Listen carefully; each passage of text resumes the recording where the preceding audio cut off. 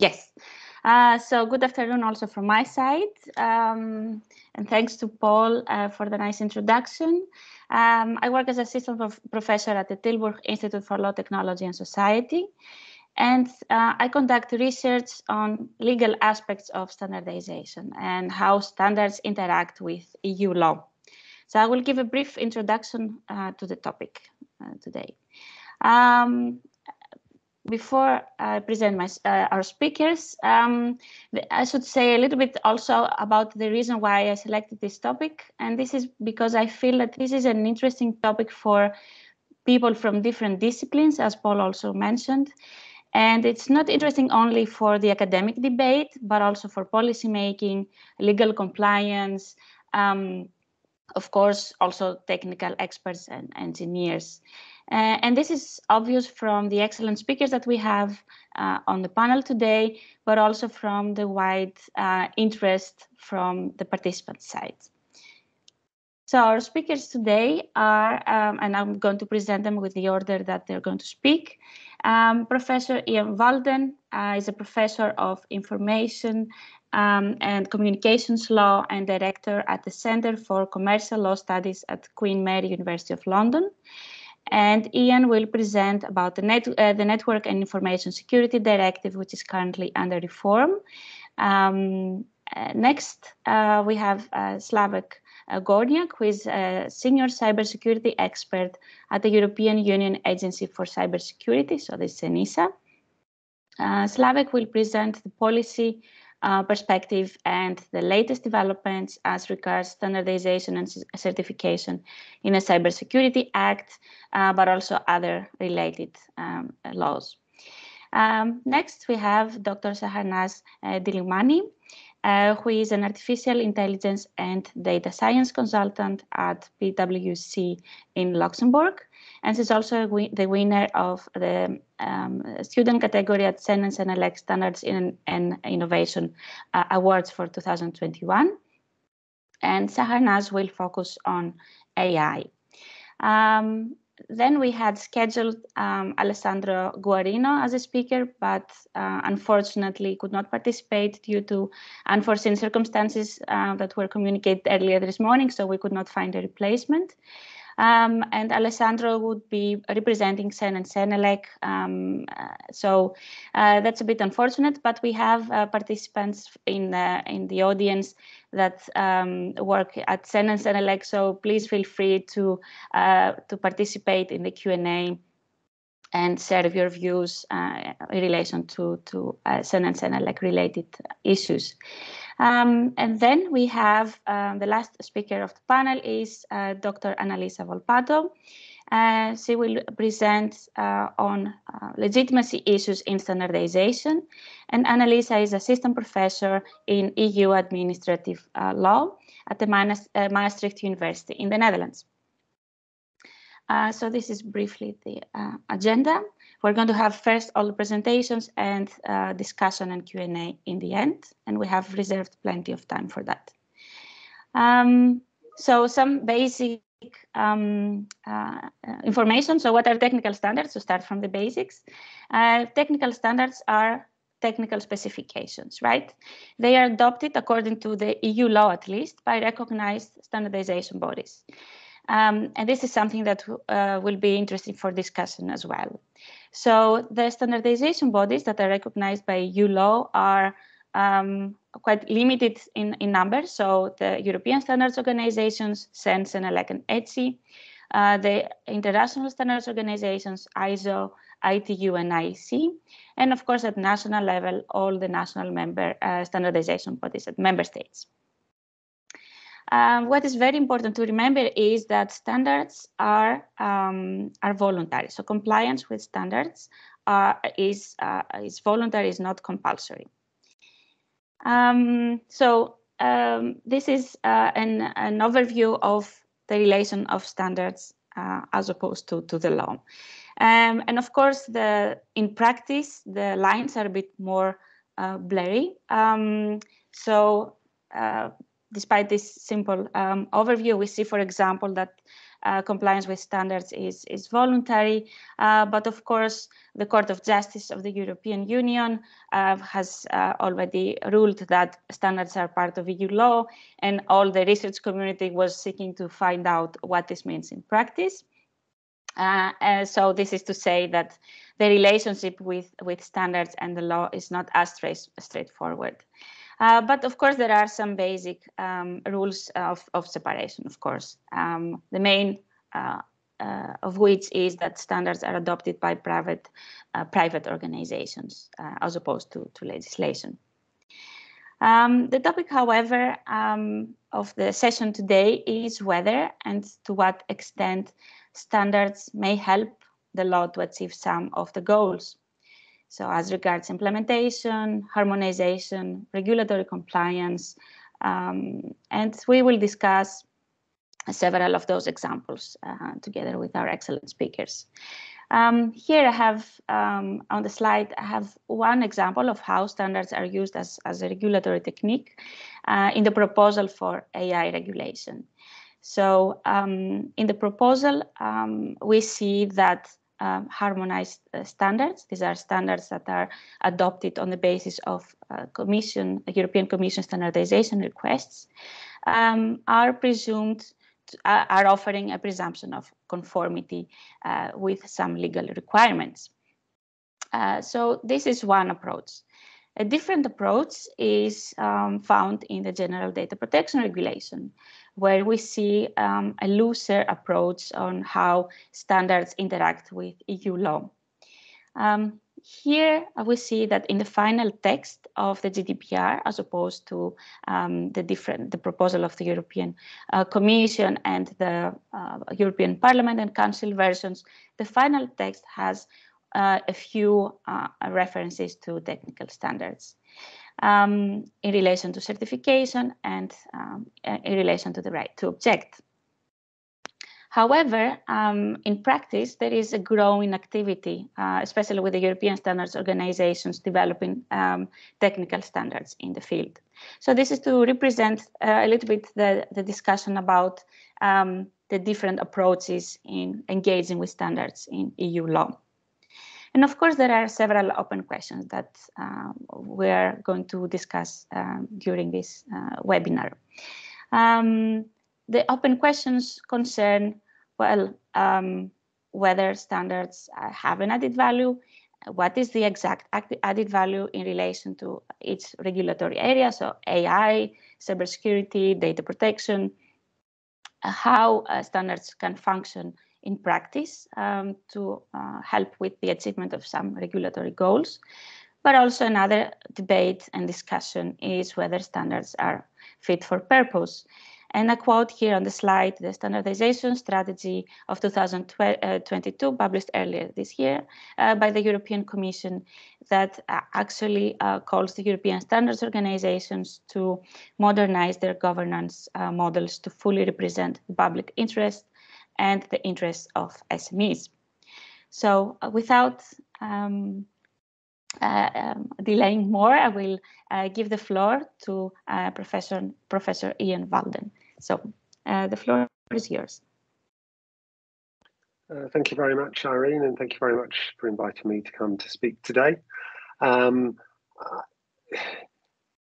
of the problems of getting old is you start seeing things return again. And I mean, one of the classic articles that I read at a very early stage in my academic career was written by Kees Sturman, a member of Tilburg University, about standardization and the role of standards within the legal process. So when Irene came and asked me to speak at this event, it was with a wry smile that I accepted, because it seemed that, again, we are examining an issue that Kees examined in 1990, about the legal role of standards, and the particular area in which I have been looking at this issue of late is in the field of cybersecurity, because a bit like London buses, suddenly we've seen a great deal of focus on cybersecurity within the European Union. Even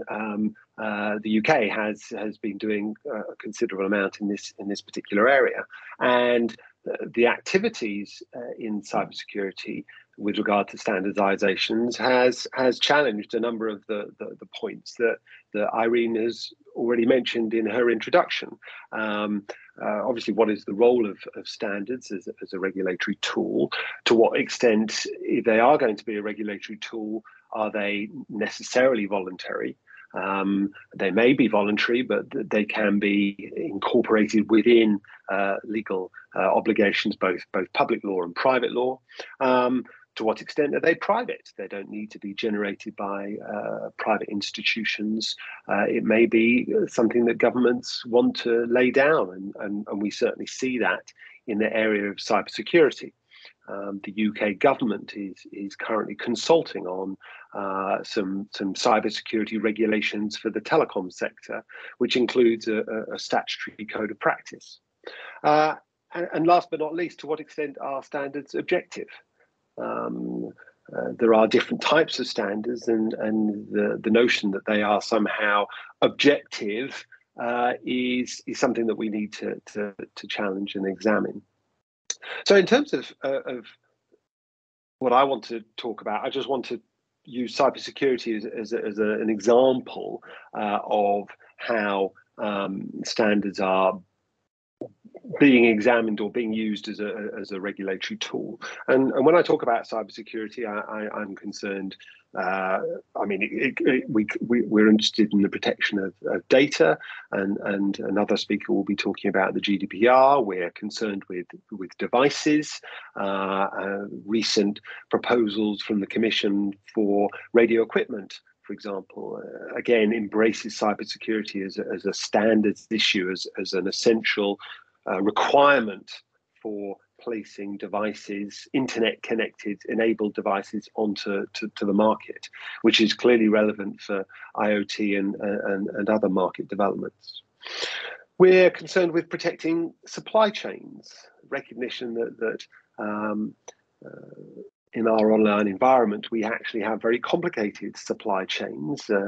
We know at the moment one of the problems in the IT supply chain, if you like, is semiconductor chips, and the problems post-pandemic of getting a sufficient number of semiconductor chips. And last but not least, we're concerned with protecting critical national infrastructure. And this is clearly a driver behind our current focus on cybersecurity, is a recognition, particularly indeed post-pandemic, that our digital networks and the services that we came to depend upon during the pandemic are essential or critical national infrastructure, and therefore we need to take measures to protect them. So the demand or the need for cybersecurity from a public interest perspective or public policy perspective is clear. In terms of the regulatory response across the field, whether it be horizontal measures such as the GDPR or sectoral measures such as the Electronic Communications Code, European Electronic Communications Code, is we see two key branches to the regulatory response to cybersecurity. On the one hand, we have the imposition of security obligations, or safeguarding obligations, requirements to implement security measures, to implement risk management measures. And here, the legislation uses phrases such as appropriate and proportionate, which we all recognize from a legal perspective is incredibly vague and difficult for regulatees to comply with, because I am expected to implement appropriate and proportionate cybersecurity measures, and that gives me very little guidance about how I achieve that objective. So the law, by imposing safeguarding obligations and leaving it in using terminology such as appropriate and proportionate, sort of makes demands upon regulatees that is to a certain degree unfair, but at the same time, from a public policy perspective, it leads to far too much divergence and variety and a lack of harmonization, which creates vulnerabilities for society as a whole. And that is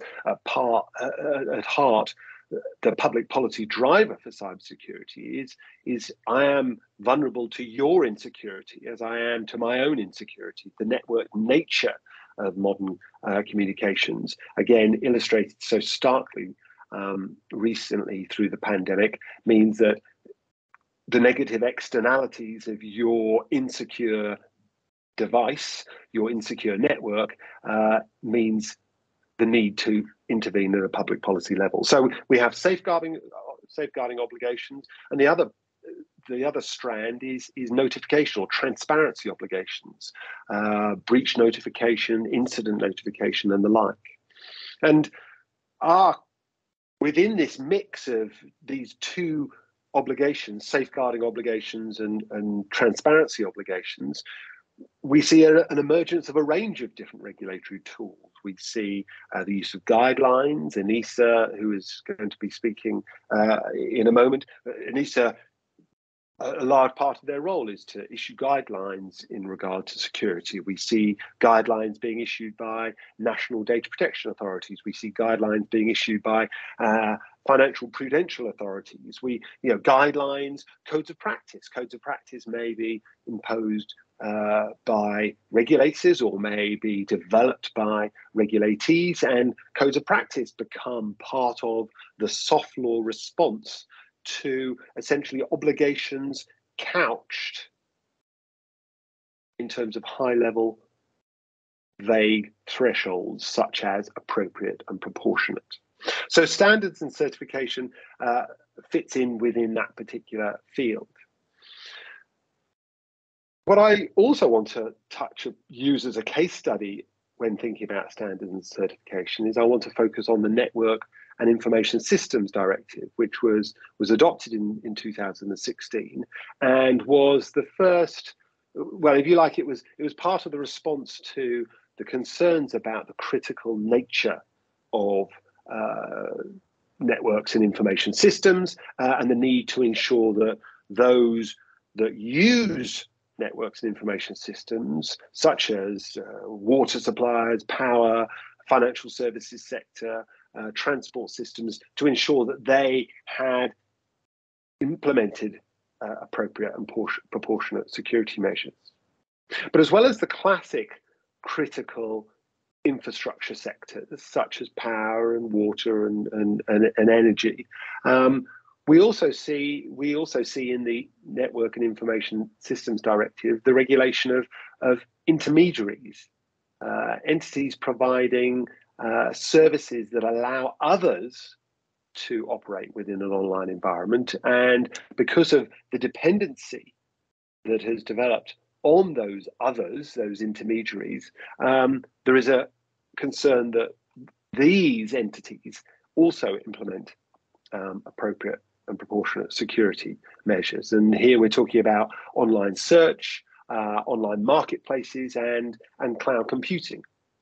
And this was the first time, in fact, that European law defined the notion of cloud computing. And indeed, in the next proposed iteration of the Network and Information Systems Directive, cloud computing will be joined by data center service providers and content delivery network providers, CDNs, as infrastructure that becomes essential to our information economy. And therefore, the obligations become enhanced as a consequence of their increased importance within the functioning of our societies and our economies. But this in itself can be seen as controversial, because one could argue that what the European Commission is proposing in the new NIS 2 directive is akin to regulating all computing. I mean, cloud computing is simply the dominant paradigm, the current dominant paradigm for how we use computers. And by including cloud computing in this high-level essential entity category, regulators are essentially saying that the computing per se is to a degree a fundamental cybersecurity threat and needs to be regulated. So we have a range of different regulatory tools. Codes of practice, we know under the GDPR, for example, we have a proliferation of industry codes of practice, the Cloud Security Alliance, the CISP code, the European Cloud Code of Conduct. All of these are playing a role in defining cybersecurity within a personal data context. But in the broader NIS context, we're seeing the development of standards, and those standards under the proposal for NIS2 would become not only part of the regulatory framework, but when coupled with certification, become hard regulatory tools and no longer soft regulatory tools. It's that shift on the spectrum from soft to hard law. And we have from ANISA this draft cloud service scheme, UX, that details different assurance standards: basic, substantial, high assurance, and those security schemes will be subject to accreditation. And once those schemes are accreditation, as Irene said, they have legal presumptions. A legal presumption that if you are compliant as verified by an independent third party, the accreditation body, then that is a presumption of compliance in the event of insecurity, in the event of a security breach. That gives rise to a question about, part of the European project. We do have national standards for cybersecurity already in jurisdictions like France and Germany. And one of the challenges is for Europe is to say, well, do we need to harmonize this? Do we actually need to impose European standards to assist the single market rather than allow the continued proliferation of national standards? Or do national standards, are they closer to the regulatees and to a certain extent have a greater degree of granularity and specificity, which can help the regulatory process? And the last point I wanted to make about the forthcoming standards and certification process under the Nis Directive is there is a debate going on about issues of data localization, and that engenders questions about data sovereignty and the politicization of the whole process of standardization. And that's part of my concluding remarks is we need to be aware that there are different types of standards. There are technical standards, there's informational standards, there are evaluative standards. But in the same way, they are intended to aid legal certainty and therefore support the legal framework. They aren't necessarily any more objective than traditional legislation. Standards, to the extent that we rely more and more on standards and certification as regulatory tools, politicians, policymakers will utilize those tools to pursue particular political objectives. So the objectivity of standards has always been overstated, I would say. But in the area of cybersecurity, in a global economy where countries are concerned about the loss of control, the loss of location that's endemic in a digital environment, we've got to recognize that these standards may become highly politicized. Finally, I just want to mention, of course, one of the potential downsides of increasing standards and certification is they can increase the regulatory burden. And that increase in regulatory burden may be borne more easily by the large market players rather than the small market players. And what we end up having is a huge secondary market, which we see in the cloud computing environment, a huge secondary market in compliance as a service, where essentially you outsource your standards compliance to somebody bigger and better than you, and that has competition and market implications that we need to bear in mind. But with that, I'll stop and hand back to Irene. Thank you very much. Yes, thank you so much. Thank you for all these very crucial remarks and questions. And I think that's something to discuss even further, that the fact that discussions about legal aspects of standardization that were relevant in the 80s and the 90s because of the new approach type of legislation are still relevant today and become even more relevant while the standards are being referenced in laws relating to fundamental rights. So whether the system of new approach is still that is designed for product safety and this kind of laws is still relevant for privacy, data protection, and other aspects. And by the way, I'm co-organizing a nice event together with Case on the 29th of June. So I will, and Professor Delimatsis. So I will post the information on the chat. I think for now, yes, now I will give the floor to Slavek, and we will have the opportunity to discuss all these issues in the Q&A and discussion session. So Slavek, the floor is yours. Thank you very much. Let me just launch my presentation and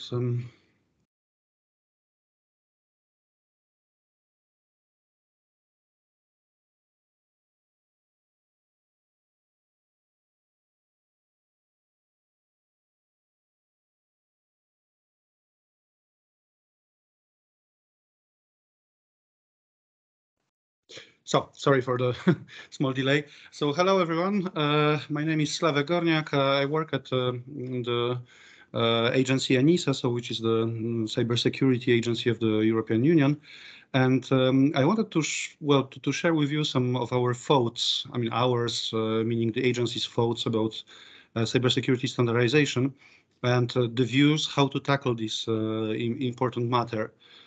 Well, starting by the basis, and basically I will just, during these first 2-3 slides, just repeat what was already said, that basically, well, in cybersecurity area, the instruments that can improve the situation have to be concretely, let's say, adapted to the needs. So policymakers have quite a lot of various tools to improve cybersecurity.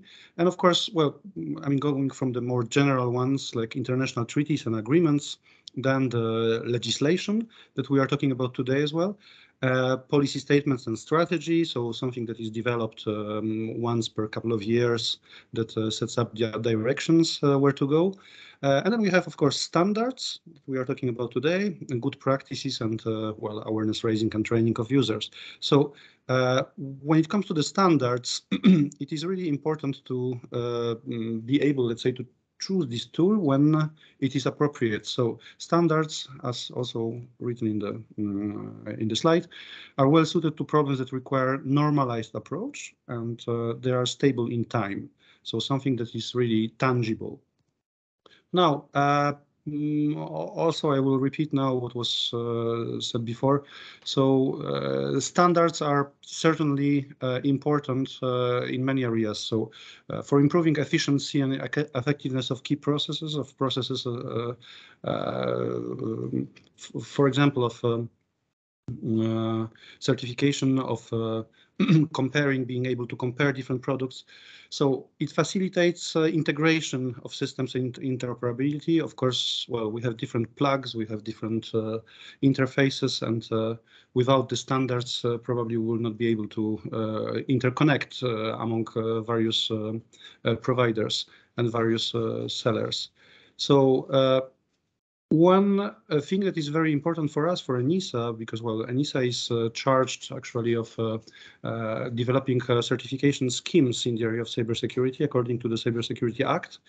And the standards actually enable us to compare different products or methods in a meaningful manner, meaning that we can have metrics, we can have like concrete way of checking the conformity of products, services, processes, and evaluate them according to the standards.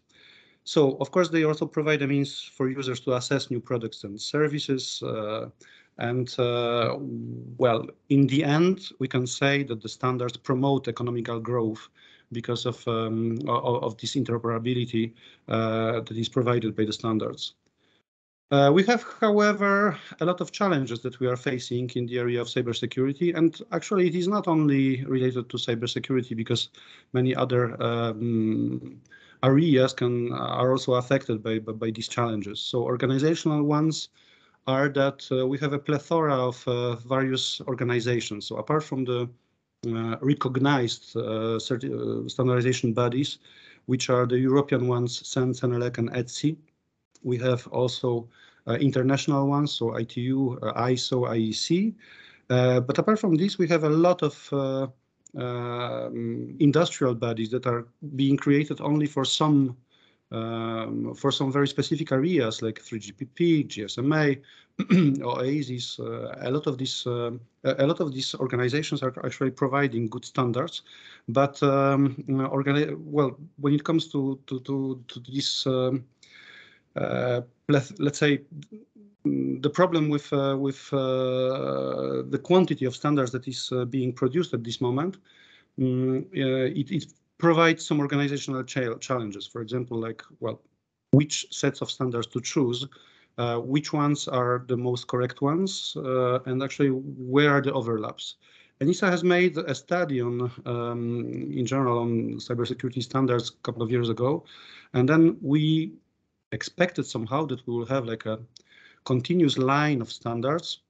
Well, unfortunately, we discovered that we are like in the middle of an ocean and we have like islands, that some more areas are very well organized, very well standardized. Some others are over standardized even, like, for example, electronic identities, where there's a lot of competing sets of standards, while some others just have some standardization activities that are connected to these. So these areas of standardization, as mentioned before, we have some areas that are over-standardized, some that are under-standardized. There's also a problem with lack of awareness of people about the standards, and the end users actually, well, so sometimes the companies are not even interested a lot in using recognized standards, especially when they have a really strong position on the market. The lack of agility that is also mentioned on this slide means that basically, well, agreeing on a standard and publishing a standards sometimes takes really years, and it means really years. So the private bodies that I mentioned earlier are much more agile when it comes to this. So basically, when there's a need of technical specification, they can be ready for publishing it within a reasonable time. While unfortunately, many traditional bodies take quite a lot of months actually to issue a standard, while the ICT situation does not, well, will not wait, let's say, for these standards to be published, but ICT moves very fast forward, while standardization organizations can take time to publish technical specifications that are adequate to to the demand. As mentioned earlier, we made this study like that had to see what actually we have in the area of standardization when it comes to cybersecurity, and basically we can divide, let's say, the existing standards into 4 categories. So security feature provisions, these are purely technical standards that that provide specific security features for specific technologies and sectors. There's, of course, security assurance. That is something that NISA is very much fond of because, well, we are providing the cybersecurity schemes, certification schemes. So these are common criteria, but also quite some work at 3GPP, and CENELEC, etc., that is being carried on. Security threat sharing, this is something that relates to the response to incidents that also is quite well standardized at this moment. And of course, we have the famous ISO 27000 series organizational management for secure operation. That is a kind of Bible, let's say, for companies to comply with when it comes to cybersecurity. Now, when it comes to the cybersecurity legislation, for a long time, we did not have basically anything there. So NISA So the Agency for Cybersecurity in the EU was somehow looking for niches, let's say, but it was not mentioned in any of European laws. Since then, we have, well, the situation changed dramatically. So basically, we had the first NIS Directive, that was the first legal act actually mentioning cybersecurity, and also providing some concrete tasks for ENISA to fill. But we have the Cybersecurity Act, which basically consists of two parts. So first of all, it's the regulation that establishes ENISA, let's say, as a new, in the new task, let's say, of assuring specific actions towards cybersecurity in the EU. And on the other side, it also creates the Pan-European cybersecurity certification framework. We have now two legal acts that are under revision. So eIDAS version 2, which actually also belongs to the cybersecurity family, broadly understood, where actually the standards are a very important part of this regulation. As I mentioned earlier, this is an area that is that has a lot of standards. So basically, the area of digital identities from the very beginning was standardized very well. And now we only have this embarras du choix, let's say, how to choose appropriate standards for appropriate means. We have the NIS Directive version 2. So again, here there was already emphasis in the first NIS Directive on the standards, but then in the revision, the matter of standards is much more important. So we have much more articles speaking about standards and asking for concrete developments in this area. And we have the AI Act, so Artificial Intelligence Act, that is under preparation, that actually requires all the AI solutions to be cyber secure, which also creates some problems, let's say, from the point of view of standardization bodies, because, well, for the moment, we have some standards for artificial intelligence in general. This standards for security of these solutions, it is still to be discussed, let's say, how it will, I mean, what we can consider as standards in this area.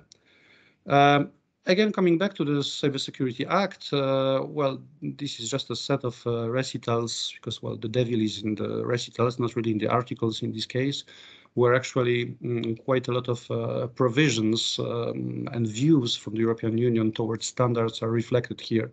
So basically, in these recitals, we can read that, for example, there is a need of closer international cooperation to improve cybersecurity standards, that the certification schemes should be based on European and international standards. So this also touches this area, whether we should concentrate on European standards or international standards are good as well. And of course, I mean, the CSA is kind of agnostic when it comes to this. But also one of the important matter here is an alignment of the so-called Union Rolling Work Program for certification with the rolling plan for ITC standardization, meaning that, well, the rolling work program for certification specifies the areas that should be tackled for the development of cybersecurity certification schemes. And the CSA asks for this alignment with the rolling plan for standardization, meaning that the standards should follow what is in the plan for certification, as all these standards, all these certification schemes should be concretely based on concrete standards available either on European ground or international. Just a few words of like what ENISA, my agency, is doing in the area of standardization. So basically, we split our activities towards standardization into three pillars. So the follow-up, which we are doing since the beginning of the agency, so since 2004-5. meaning that we are assessing the standards in various areas of cybersecurity and providing studies about them. Collaboration, which means liaisons with with specific technical committees or organizations. So of course, CENSENELEC and ETSI are our main partners, of course, but we are also involved in ISO, IEC. Well, we collaborate with them by providing our experts to the works of these technical committees, but also we are using the experts from these technical committees for our studies. So one of the main goals of ENISA in general is to provide guidelines, provide technical specific, well, not technical, but well, guidelines, recommendations when it comes to cybersecurity, and certainly participation of experts from standardization bodies adds to this. But what the CSA, what the Cybersecurity Act gave us on top of this is actually the possibility to somehow influence stakeholders on key policy areas, including cybersecurity certification, meaning that we can be involved, let's say, in setting up directions for standardization and by providing the information where are the gaps in existing standardization and which, for example, of the existing standards could be used to better achieve cybersecurity in the EU. We have one output in our work program. Well, as said earlier, we are, let's say, we split this this output into 3 tasks. So we are still continuing on developing the rapports with standardization bodies and private initiatives that are providing technical specifications, but also we are analyzing on a continuous basis the existing situation in standardization in support of cybersecurity policy, but also in support of cybersecurity certification. So last year, for example, just an example here, we have provided 2 studies on 5G as support for the 5G scheme under development, but also for risk management standards. This is something that was required from us from the Cybersecurity Act. This year, we are actually tackling the artificial intelligence standards and digital identity standards. As mentioned earlier, both of these topics are now under discussion when it comes to the new legislation, so eIDAS version 2 and the new EI Act. We have been asked also by the European Commission to support them in this respect, and we are collaborating very closely with the relevant technical committees, so ETSI ESI when it comes to digital identities and ETSI ISG SAI when it comes to artificial intelligence. We are also very much active in CENSENELEC JTC 13, which is cybersecurity and privacy in general. But well, these studies will show the day. We'll see the day at well towards Q3 of this year. As mentioned earlier, also ENISA is involved in, of course, not involved, but is tasked by development of the drafts of cybersecurity schemes. There are 3 schemes that are now under elaboration. So the first one is finished basically. So this is the so-called EUCC on common criteria. The draft scheme has been sent to the European Commission, and we are awaiting the official publication of this scheme by the European Commission. This will take still some time. Then the cloud services scheme is almost ready there. So after applying the final comments, the scheme will be transmitted to the European Commission. And our work on 5G schemes that is also based on standards is now at full speed. During this time, and this is also what I wanted to say about standards, we discovered, for example, there were some standards, of course, in all these areas, but some of them were kind of missing, meaning that for the cybersecurity, for the cloud scheme, we have requested the creation of 2 standards, so for security controls for cloud services and also for requirements of conformity assessment bodies certifying cloud services. Both of these standards are under elaboration at JTC 13 of CENSENELEC. Also, for the 5G scheme, we collaborate again with the same committee on the guidelines for sectoral cybersecurity assessment. So this is kind of our input to the standardization activities. Last but not least, well, some of you might have followed our standardization conference from this year. We had 3,000 registrations, almost well, majority of registered people attended this event. We talked about the relation, let's say, with the legislation, so with these legislative acts that I mentioned earlier, and the standardization world. So the proceedings from this committee, from this conference, are available at our webpage of ENISA. So welcome to join it. Welcome to see it.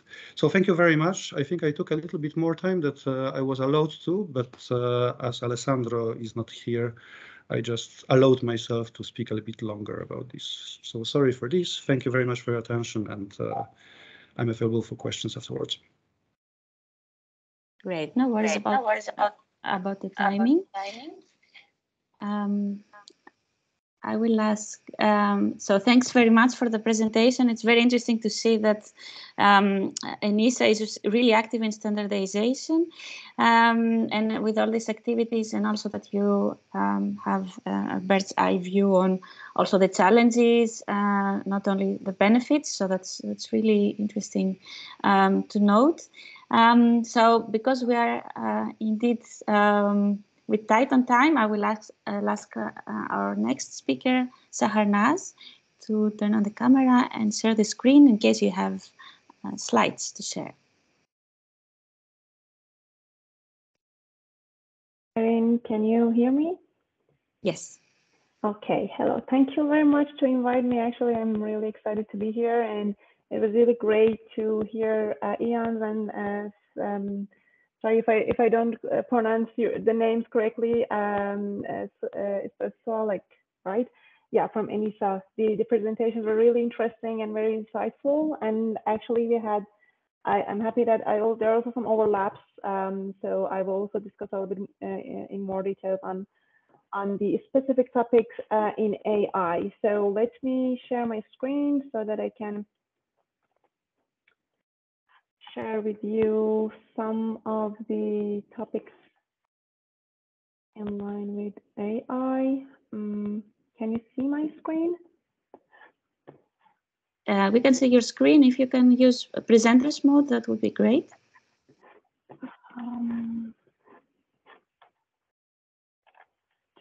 Second. Okay, because I don't see it here. Let me.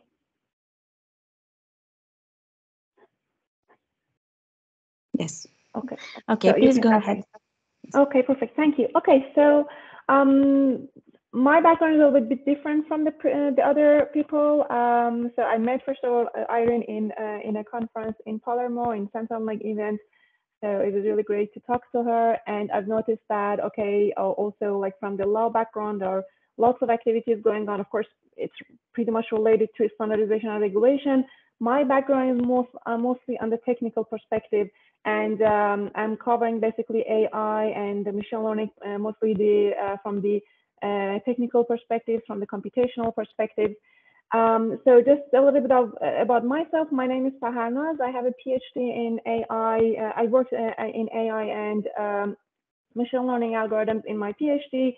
I was pretty much actually honored to be acknowledged by Ten and Salonic for my PhD thesis to get a reward for the standardization and innovation. So part of my PhD was actually working on basically the technical backgrounds, the AI, what we have, and how we can contribute in standardization, mostly on SEN and Senelec and SC42. So I will give you a little bit of background on those standardization as well. But first thing that I want to mention, well, everybody now is aware of the risks that we have with AI. There are different news getting out. Yeah, most of them are a little bit scary than the others, but I think that's why we are gathered here to find out what we can do and how we can save ourselves and also mostly individuals' rights in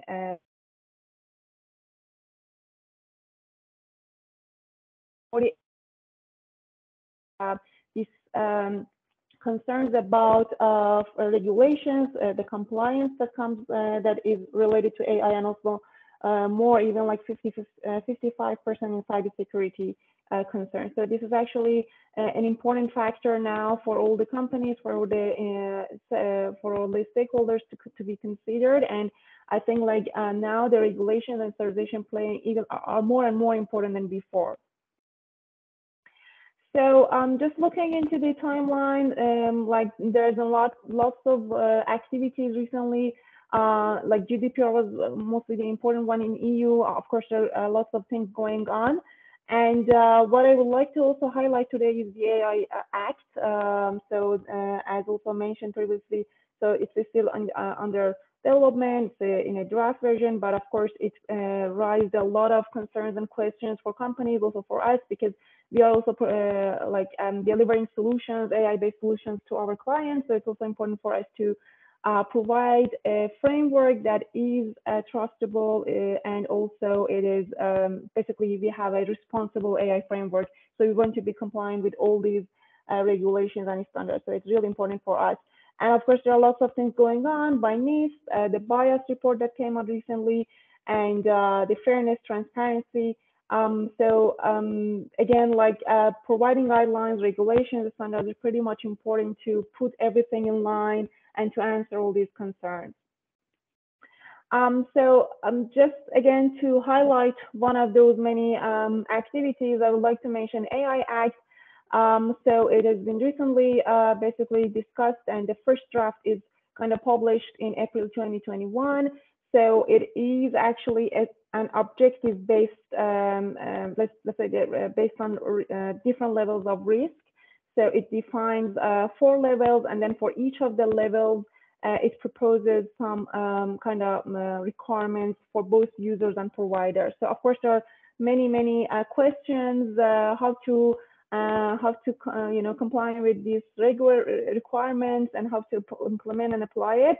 That's where actually I think the other experts are trying to answer the question. So we really need the standardization, harmonize standardization and regulations to be in line with AI Act, and also to help us to implement, and also to make sure that we are following the rules. So the most important level in this hierarchy that is defined by AI Act is actually the high risk level. So lots of so if there is an unacceptable risk with an AI system, it's of course it's prohibited. And with the limited and minimal risks, there are some requirements that can be considered to still apply those systems. But I think the important part and the important challenge is with those that are high risk. So there is a wide range of actually AI applications that lies into this direction, especially when it comes to HR systems, to accounting, to banks, etc., which is also very important in Luxembourg, if you may know. So these are basically the obligations and requirements are really important to set up rules, requirements, and standards in this level to know how to act and how to react, both from users' perspective and from the organizational and providers' perspective. So I won't go into the details, but if you have questions, we can of course discuss it later.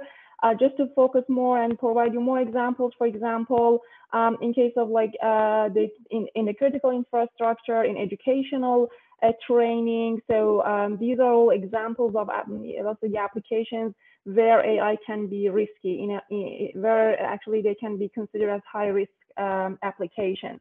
Then it comes to the employment, to CV sorting. So nobody wants to be biased, like gender bias or race bias when it comes to CV selections, or when it comes to the asylum or border control, etc. So there are lots of applications that can lie here in this category. And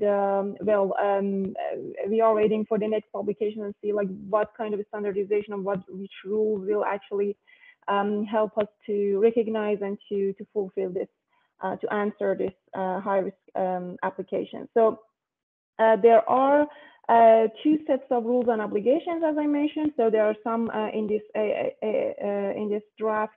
There are actually some obligations which are for the users, some obligations for the providers.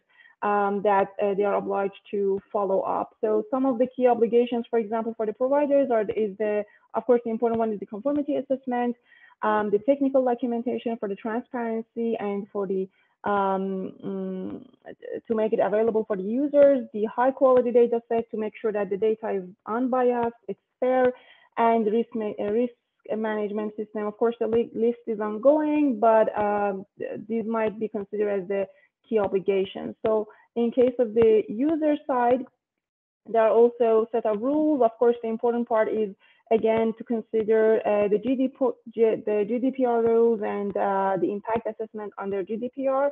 But again, the user also has some obligations to follow up.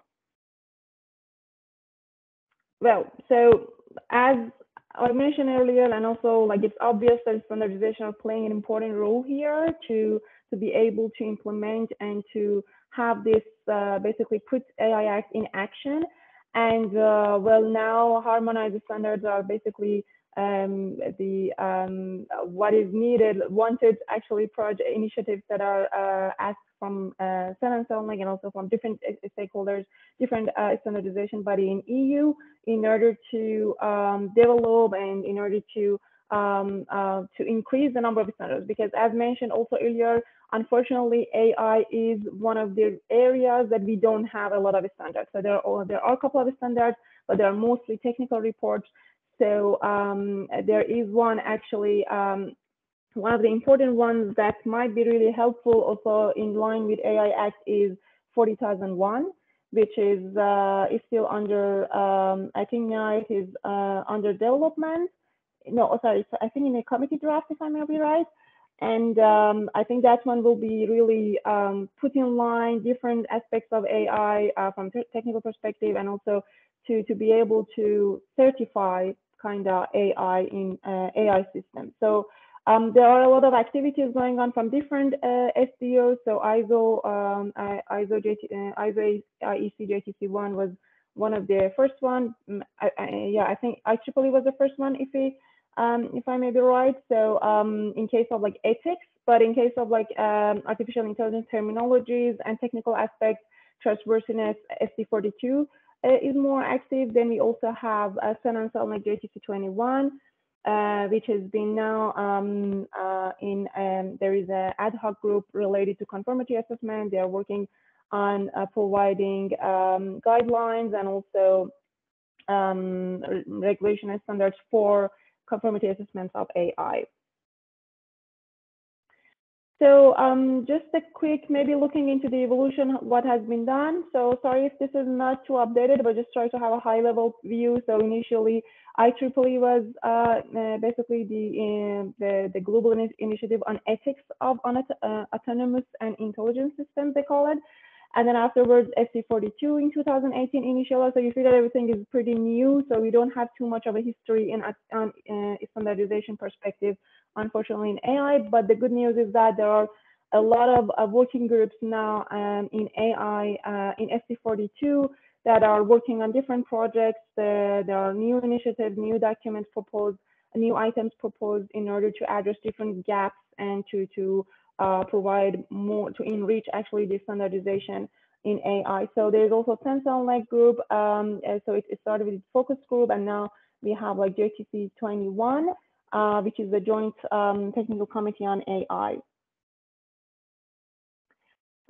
So yeah, if you'd like to know more about the working groups, so there are different working groups in SC42 that are working on data perspective, trustworthiness, use cases, applications. So I was more active in working group 3 with the technical report on AI trustworthiness, so different aspects of AI trustworthiness, so how we can build a responsible and robust AI. So there are now more and more projects going on, especially on different algorithms like deep learning, the bias in different algorithms. So it's really good to see that more and more projects are coming, and hopefully we will reach to a point where we have like enough standardization to implement and put it in practice in order to implement a good AI rather than the bad AI and prevent those risks. So basically, this is not it. As also mentioned before, just to repeat what we also hear from the previous experts, the technology is growing fast, so it's not holding, it's not waiting for us to go, and that's the problem. So the future is coming, and now we have actually we hear more and more about metaverse. We hear more and more about other capabilities of AI.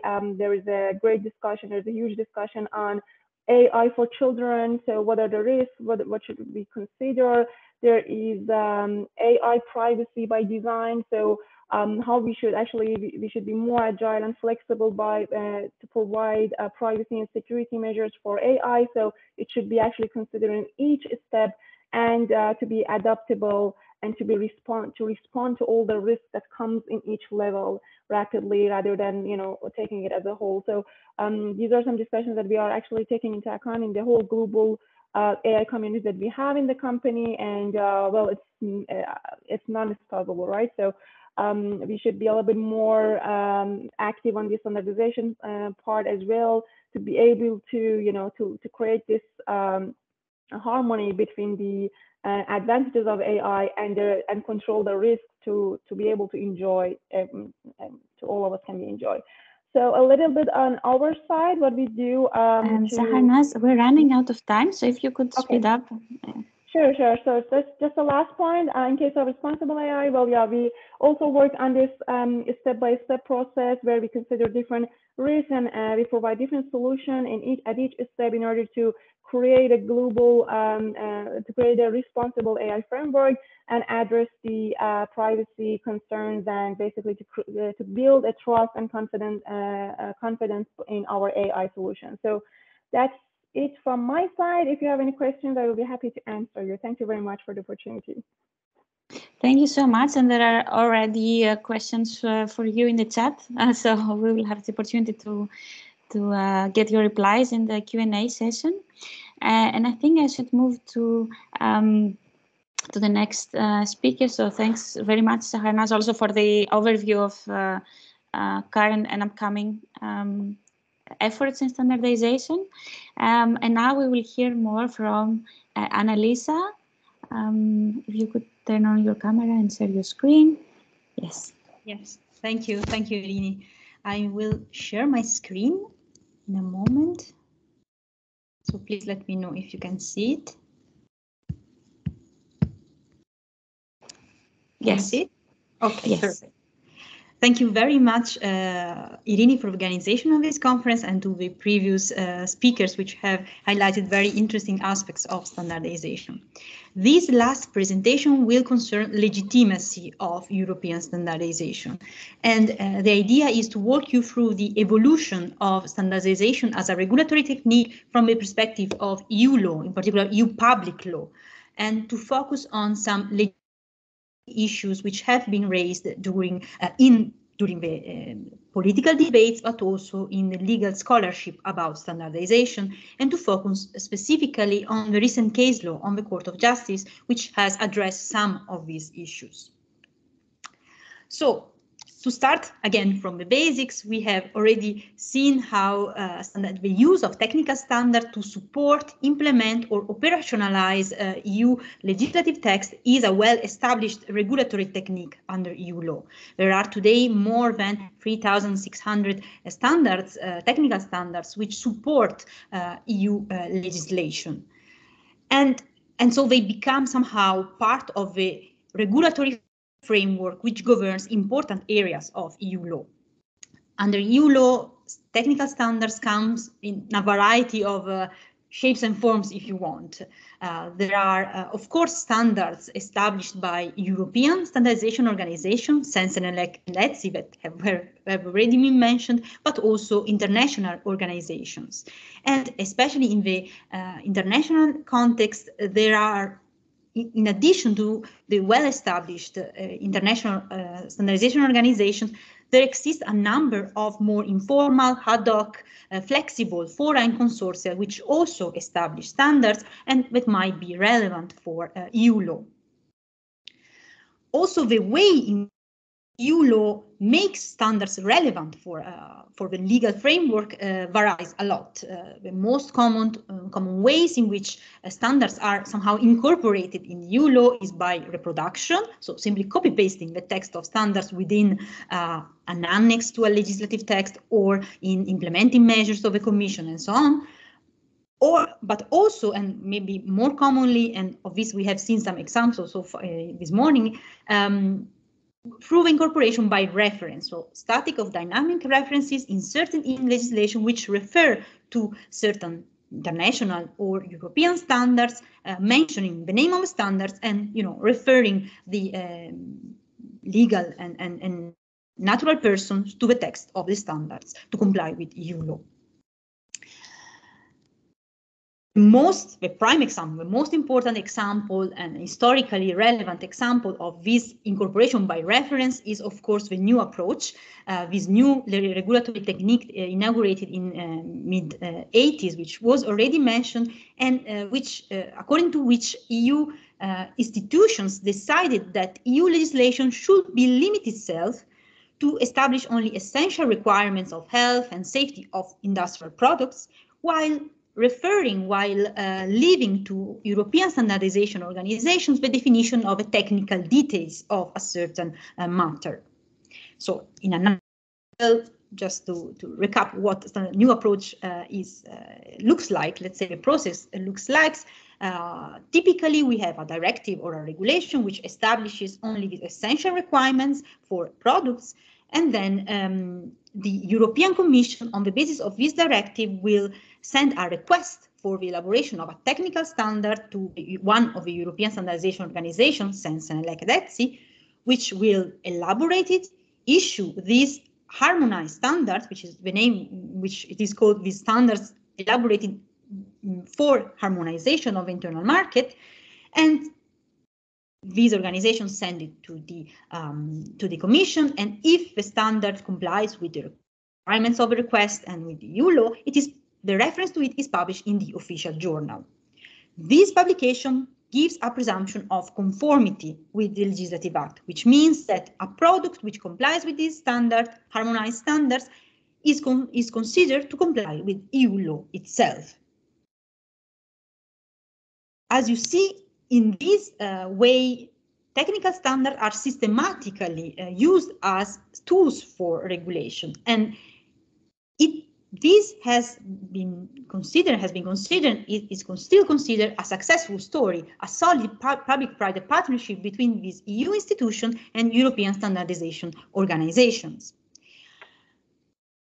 Some criticisms have been raised since the 80s about this idea of systematically involving these private bodies in regulation. However, they were often quickly dismissed, remarking that ISOs are purely private organizations which do not become part of EU institutions, and in any case, the standards which are adopted, even if they give this presumption of conformity, they are just non-binding instruments, therefore they are not part of the legal system somehow.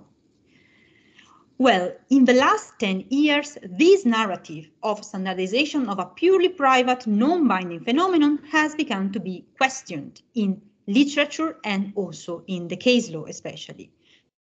And in this evolution, we can mark some steps, some important moments, important cases actually. First of all, we have the Vrije case, which was indeed already mentioned by Irene, which is the first case in which a national standard in that case was considered by the Court of Justice as a de facto binding. So even if formally it was not binding, and it was not binding, but since a reference in German law was made to this standard, the court considered this de facto binding for market operators. Another line of cases which somehow questioned the private law nature of standards are the copyright cases, which are different cases decided in different jurisdictions and with different outcomes actually, which were all concerning the issue of the standards being not freely available to the public, but being accessible only upon payment of a copyright fee, since the copyright is detained by standardization organizations. And finally, in these, let's say, groundbreaking cases that I'm mentioning to you is indeed the James Elliott case, the most famous one, where the Court of Justice was asked to give an interpretation on an harmonized standards through a preliminary ruling, and to establish its own jurisdiction on the interpretation of harmonized standards. The court said that they should be considered part of EU law, so a form of implementation of the relevant EU legislation which refers to them. All these considerations in the case law and also some evolution in the approach of the institutions themselves to standardization somehow underlined the public law relevance of standardization, bringing this private phenomenon more and more within the logic and somehow the realm of public law. And with this, let's say, evolution of the nature of standards, or the perspective of understanding of standard, maybe more properly, also the questions of legitimacy, which were initially already there, became more prominent in the discussion. And when a public lawyer approaches legitimacy issues, they tend to take a perspective which distinguishes between input, throughput, and output legitimacy. Quite simply, input legitimacy refers to the democratic credentials of a phenomenon, the link and the oversight by elected assemblies, such as the European Parliament in our case, but also the participation of all interests and stakeholders in the decision-making process. This is distinguished from the throughput legitimacy, which concerns more the procedure itself, the transparency guarantees, the good governance guarantees within the process. And finally, the output legitimacy, which concerns more the result of this process, so the quality, the efficiency of the final product of the decision-making process. Standardization is traditionally considered performing very well for output legitimacy, since it has actually successfully helped to build and achieve the completion of the internal market. However, much more problematic it seems under the perspective of input and throughput legitimacy. And this is what I would like to discuss with you in the following minutes. Starting from input legitimacy, as you might have guessed so far, standardization organizations are private organizations, which means that the experts and representatives which are sitting in the committees deciding on standards are not elected, are not accountable to any parliament or any public body. And this indeed was one of the first remarks of the European Parliament and also of literature. And in the specific case, in the specific context of EU law, the delegation, the outsourcing of rulemaking powers, which is indeed what the establishment of standards looks like very much, the outsourcing of these rulemaking powers from the legislature to other bodies is governed by the so-called Meroni doctrine, which is an old case of the 50s, which somehow puts some limits to the delegation of powers to private bodies. One of these limits concerns indeed the supervision, the idea of oversight, the activities of these private bodies, which includes also the judicial review of harmonized standards.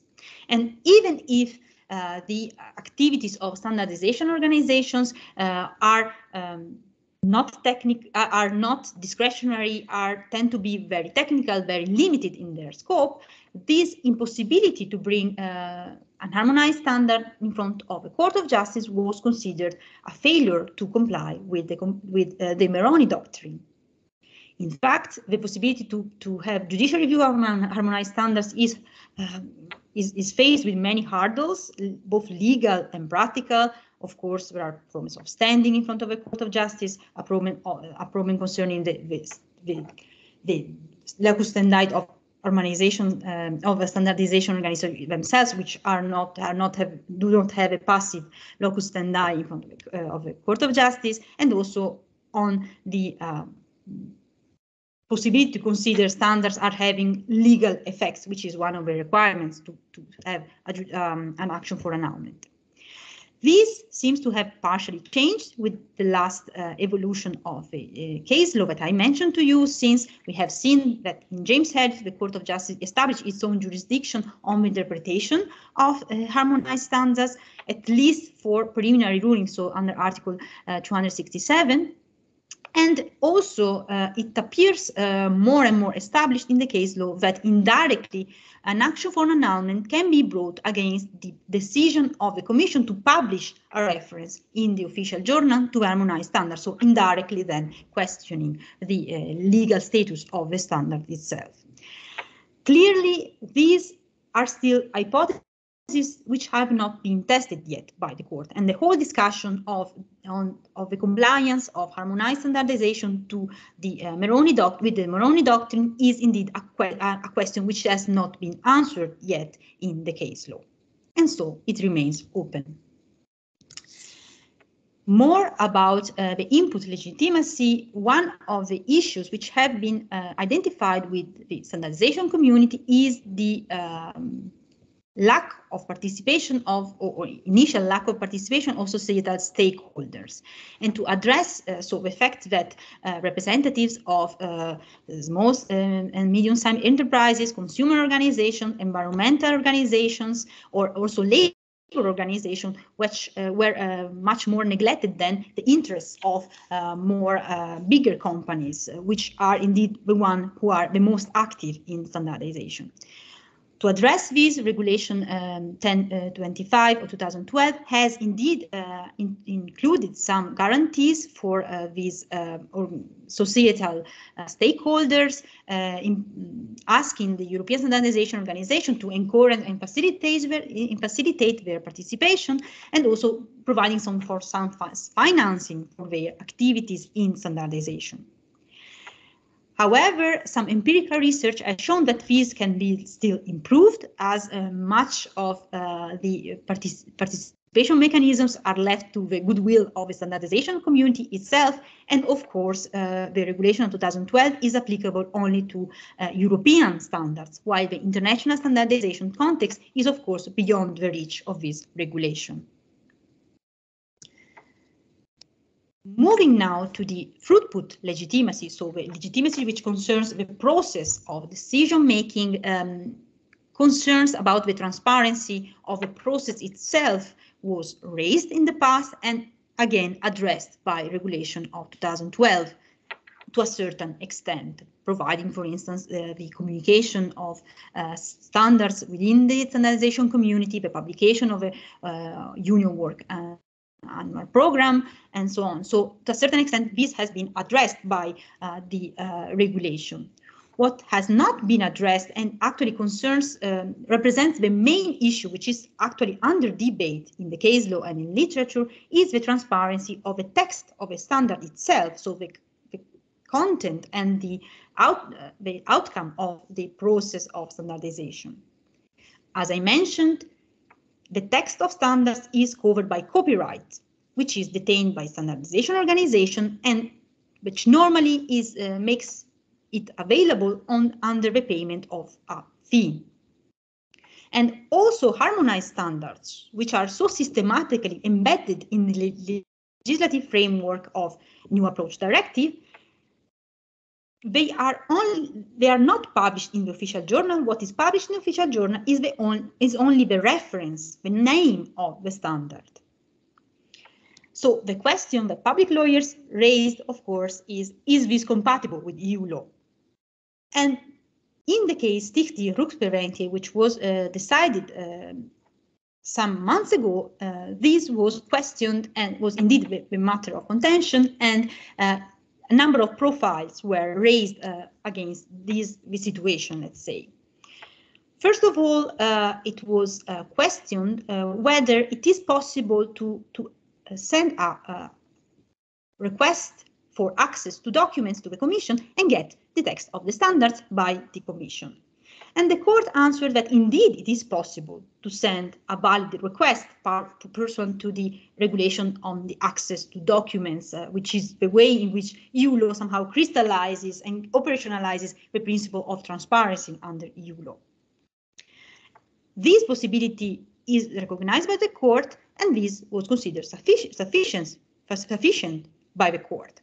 However, in a case decided 6 months earlier, which concerned exactly a request of access to documents made to the Commission by an NGO to get access to harmonized standards, the court itself said that the Commission can deny the access to the standard under the exception of the protection of commercial interests of third parties.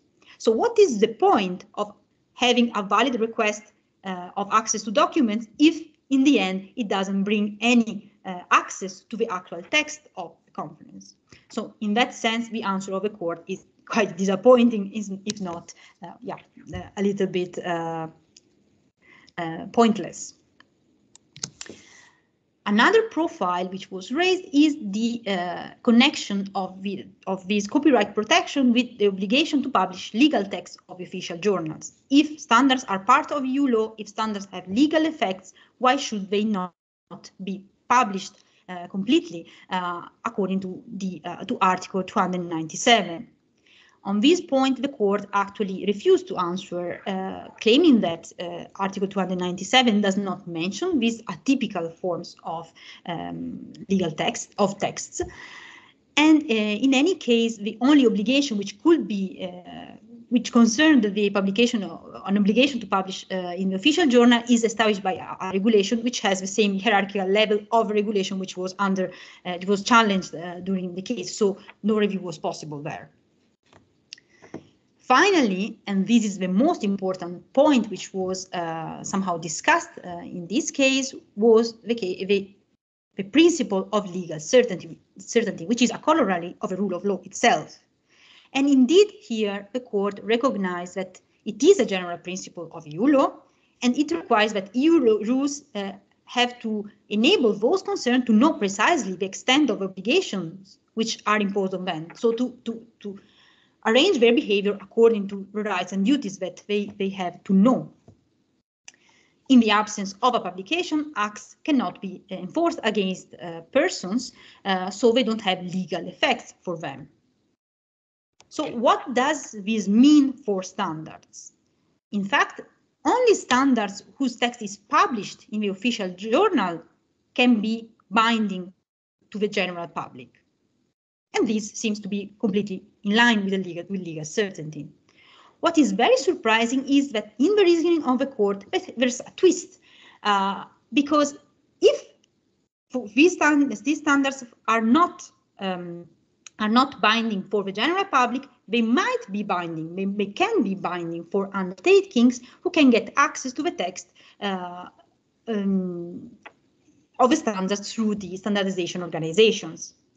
The fact that this access is granted only under payment was not actually discussed by the court. And this is indeed very surprising because this was the whole point of the case, actually. So, to conclude, standardization is certainly a well-established regulatory technique of EU law since the 80s, and it is considered to have a strong output legitimacy for the efficiency, the quality of the documents which are created, which enabled the EU to achieve the completion of internal market. And the fact that they are increasingly used in very important policy areas, such as AI, such as digital market, etc. So flagship policy initiatives of the Commission show how much potential this regulatory technique has for EU law. At the same time, standardization remains problematic from a public law perspective, because some questions of input legitimacy remain unsolved since the 80s, and the answers which the Court of Justice has given, especially in relation to the access to standards, are for certain aspects at least unsatisfactory. The more technical standardization is used for high-profile initiatives and proposals, the more these issues will come to the fore of the Court of Justice and for sure require enhanced scholarly attention. Thank you very much for your attention, and I look forward to questions and debate. Thank you. Great, thank you so much. And it was really great to see also the developments at the Court of Justice, because yeah, there is plenty of activity, especially in the latest years, and certainly the public resource case, yeah, now that it's under appeal in the Court of Justice, it's going to be an interesting development. I have to say I was not aware of the Stichting Rookpreventie case. Yeah, so I think many cases come from the Netherlands, right? Also the Knobel case a few years ago. So that's interesting to see the access to documents versus copyright debate, which of course is also not new, but it's a recurring issue. So I think we have plenty of questions, so we can start the discussion and the Q&A now. I would like to ask the speakers to turn on their cameras so that it feels more like a discussion. Okay, great. And then now there are so many questions and parallel discussions in the chat. So I think I will start from the end.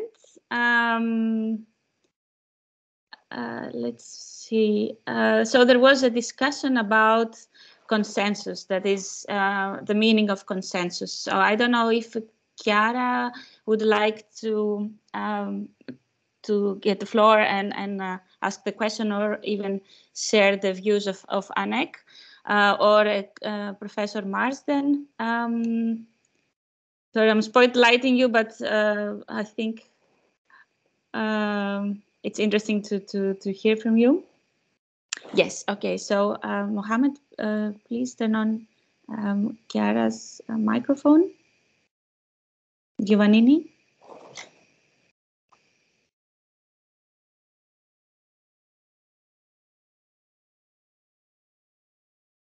Chiara has the access now. Yes. Hello, everyone. I hope you can hear me and see me more or less. Yes, everything is fine? Okay, super. Thank you very much. So I'm Chiara Giovannini from ANEC. ANEC is the association representing consumers in standardization. We are therefore one of the so-called Annex 3 organization under the standardization regulation. I feel very strongly about all the points that you mentioned, especially about the role of standards as a co-regulatory tool. But I was a bit surprised not to hear anything, both in the presentations from the hosts and then the speakers, about the consensus that is one of the baseline of the decision making in standardization. And I was wondering whether this was because you don't think it's relevant or you don't think it's happening. Then Irene prompted me to give my definition of consensus, and I don't think I should be giving it because we should have a legal definition, but we don't. And this is also part of the problem. Of course, the Court of Justice has elaborated a little bit. We can infer a definition from the standardization regulation in terms of inclusiveness and blah, blah, blah. But we generally take the definition from the standardization organization, which is, again, private statutes, so it's private rules. And therefore, I wanted to know better your views on that element,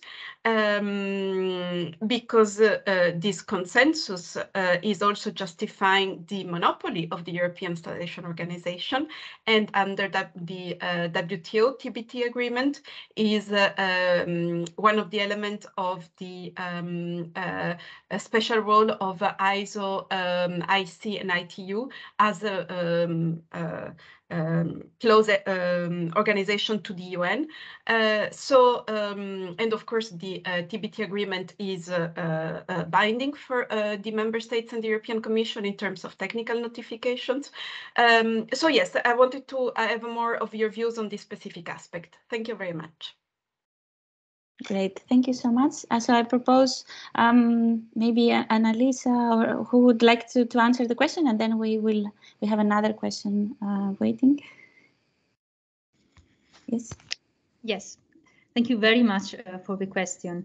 Indeed, the consensus is a fundamental characteristic of standardization as we know it, and indeed, but what is meant by consensus is not defined in legislation, which is why indeed it was not in my presentation, for instance, because as I mentioned before, issues of participation and decision making are indeed left to the standardization community itself. And I agree with you that it can be problematic, especially if, especially in case of Annex 3 organizations, right to vote to build this consensus is not given to these societal stakeholders. And this indeed is a decision of Sensenelec and NETSI, but it could be something that can be improved in the reform of European standardization regulation, for instance. And in that sense, not only defining not only what consensus is, but also defining who participates to this consensus. And in my view, at least, this idea of having also Annex 3 organizations concurring to this consensus is important for legitimacy input, for sure. So in that sense, that's my point of view. But of course, if there are other speakers, happy to hear them. Thank you. Would someone else like to react on the point of consensus? No. So I was wondering, it's more like a question, whether this could be something that should be part of the review or evaluation of the standardization regulation of 2012. Whether there should be a definition there or some additional rules. Voting rights, it's also a big discussion, and I think we have some people from standardization organizations in the audience that could perhaps respond. I know that at national level standardization, there are voting rights to participating stakeholders from civil society, but of course this is a completely different issue from having Annex 3 organizations having voting rights directly at European level. So I think these are all very important issues affecting legitimacy, as Annalisa already mentioned. I think Professor Marsden had a question. Yes, Professor Marsden has the access now, yes. Okay.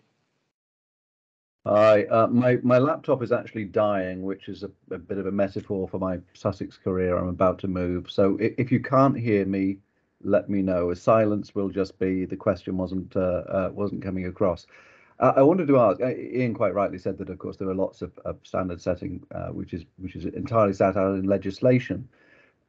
I put up in the chat the European Parliament's proposal for review of private standard setting in the Digital Services Act, part of which was getting the potential for the Fundamental Rights Agency or the EDPS to give their opinion on private codes of, I say private codes of practice, they're co-regulatory codes of practice, of course, because they are required to avoid liability in that.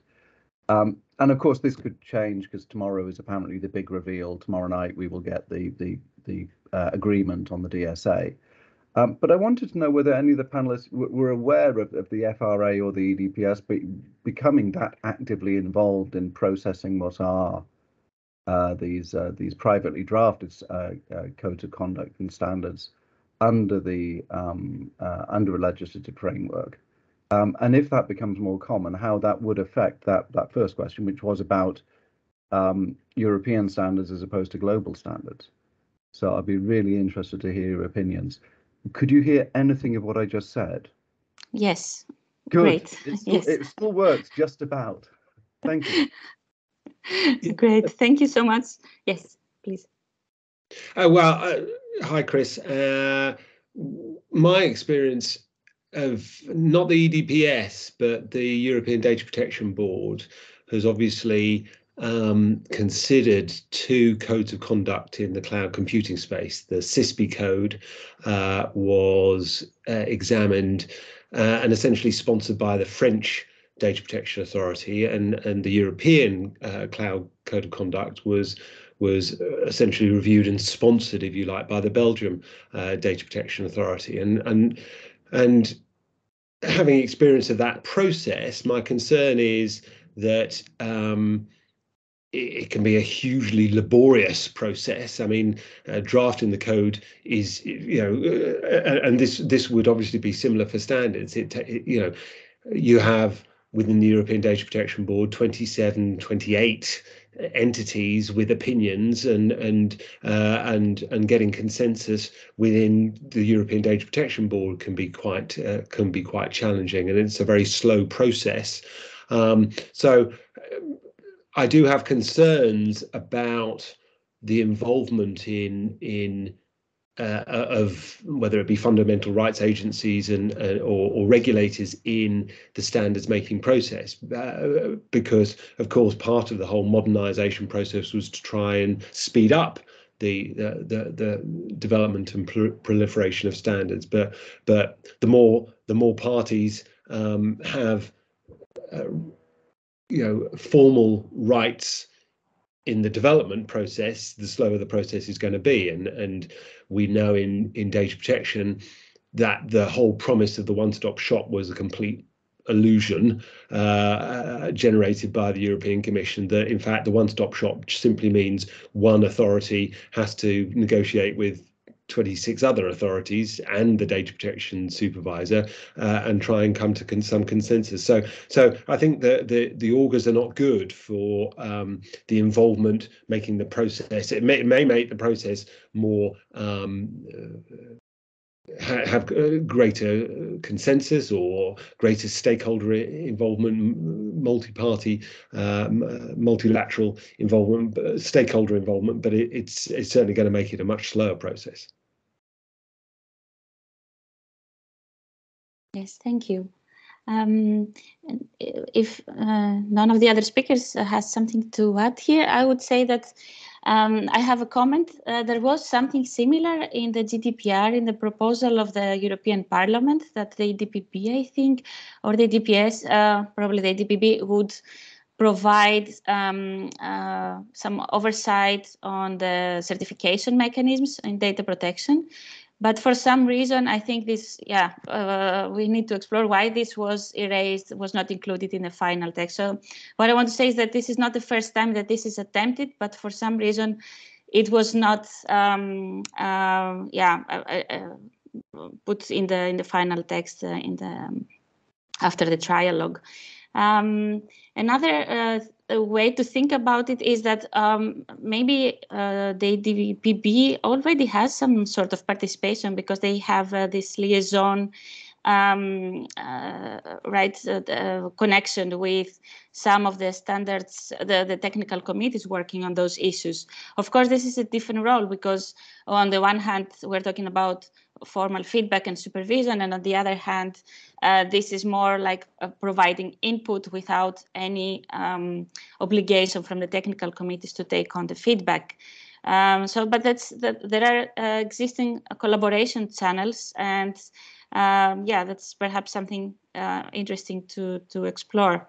I see some comments in the chat. Used to be the home of Iris DPC. Well, Iris DPC has a very difficult task with all the giants established in the tech giants established in Ireland.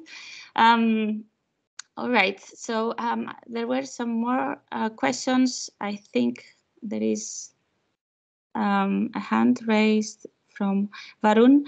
Okay, could you? I think you also had a question early in the session. So if you could pose this one as well, together with the current question, please turn on your mic, Varun. Irene, I probably will mispronounce people's names, so I'm really sorry about that. I actually bring an outsider's perspective. I work at an industry association in India that represents about 3,000 tech companies, including global and Indian companies.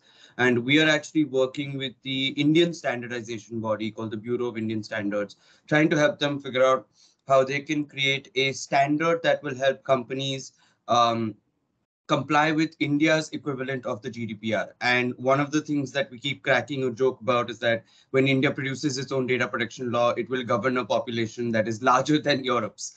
So I'm sorry if that comes across as a barb, but the actual question that we're trying to get at is, how do we create a standard where we can learn from other countries' experiences with operationalizing such standards? And what should we be worried about when we think about figuring out how such a standard can be operationalized? What are the factors that we should be looking at? And what are the experiences that you feel are important to creating such a standard, especially because I don't think India has as mature a standardization ecosystem as Europe does.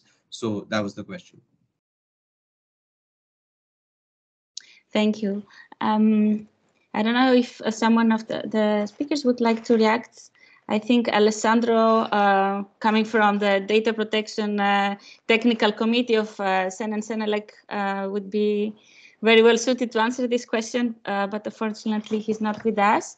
So I don't know if we can learn examples from cybersecurity as another area where standards can be an example for other regional standardization bodies. Is there any reaction? No. So yeah, I think from my understanding, the standards that are being now developed in relation to GDPR are still in their starting stage. So the JTC 13 has a working group on data protection. They are in the process of adopting standards in the area of data protection. So I'm not sure whether lessons can be shared yet, because it's still something new. Of course, there was a standard published on data protection by design and by default that recently, that's a European standard that was responding to a standardization request from the Commission. But I think the field is still not, this is my feeling at least, that it's not very mature to be able to share lessons for other countries. Yes. Ian? I would just mention, obviously, I mean, there have been standards in the privacy field for quite a while. I mean, under the 27,018 is a code of practice for the protection of personally identifiable information in public clouds. And the point being, there has been ISO work in this area. There is the 29,100 privacy framework. So there have been international standards in the clearly in the privacy data protection field. But it goes back to a point I made is when we talk about standards, we talk about them as if they're all the same thing, but standards do different things. Some are technical standards, some are informational standards, and some are evaluative standards. And whereas we may have some informational standards in the data protection field, we haven't yet, and this will come under the GDPR, developed some evaluative criteria for data protection.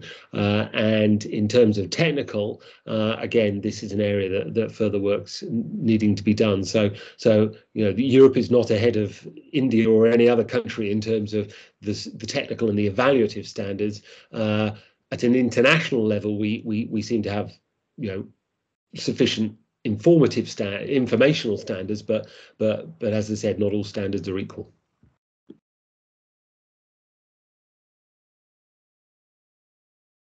Thank you. And Chiara made a comment that ANAC is following JTC 13 activities, and they can confirm that the main activity is adoption of international ISO IEC standards as European ones, so they're not homegrown standards. So yeah, the question of alignment with EU law is a valid one, and yeah, whether the international standards are fit for purpose for the European needs.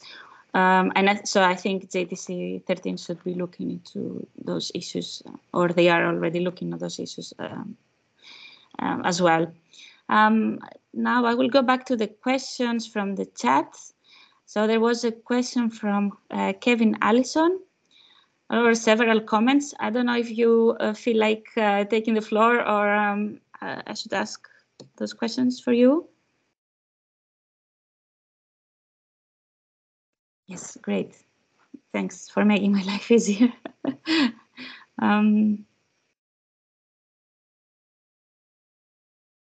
Could you raise the digital hand so that we see? Kevin has the floor now. Okay, all right.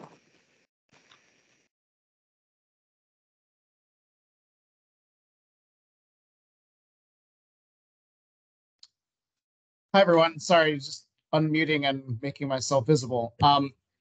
Yeah, so my question was really just probing this issue of to what extent, especially with the publication of the EU's new standardization strategy, is there the potential for EU standards that will be important for companies complying with the AI Act to diverge from the standards where work is underway at some of these international standards organizations?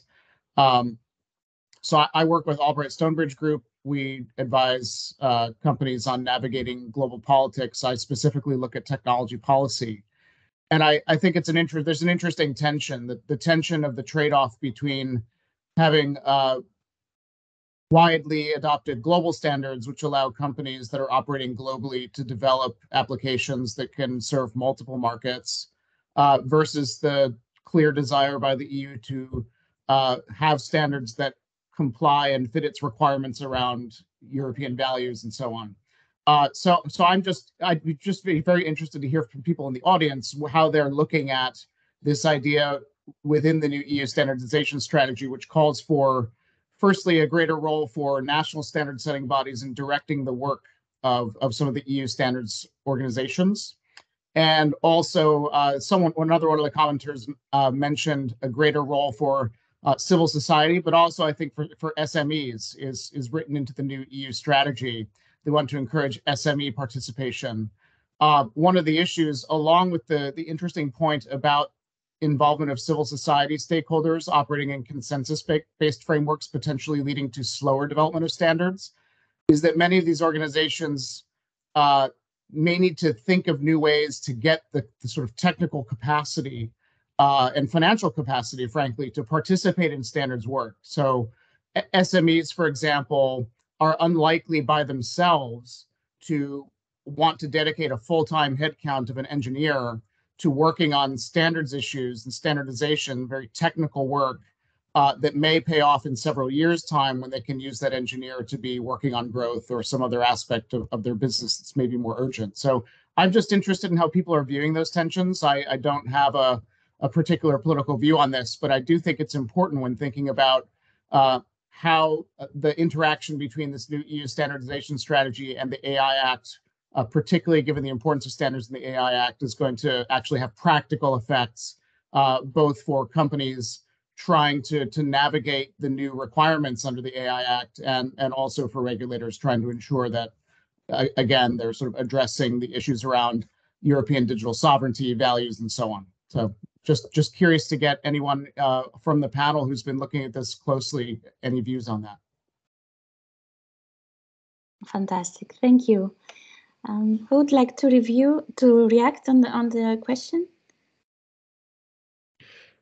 I've got a comment, but probably not sufficient experience. But you know, that goes to one of the comments I finished on was about the greater regulatory burdens. I mean, standards making is a huge regulatory burden. I mean, it requires a huge amount of resource, and it is problematic for us to. Well, it's very easy for us and policymakers to say, well, we need to have multi-stakeholder involvement, we need to have fundamental rights agencies, etc., etc., etc. All of which perfectly legitimate arguments for inclusion. The question is, how are we going to resource that? Because my experience, which is predominantly a private sector experience, is only the large companies or countries. I mean, we're seeing China,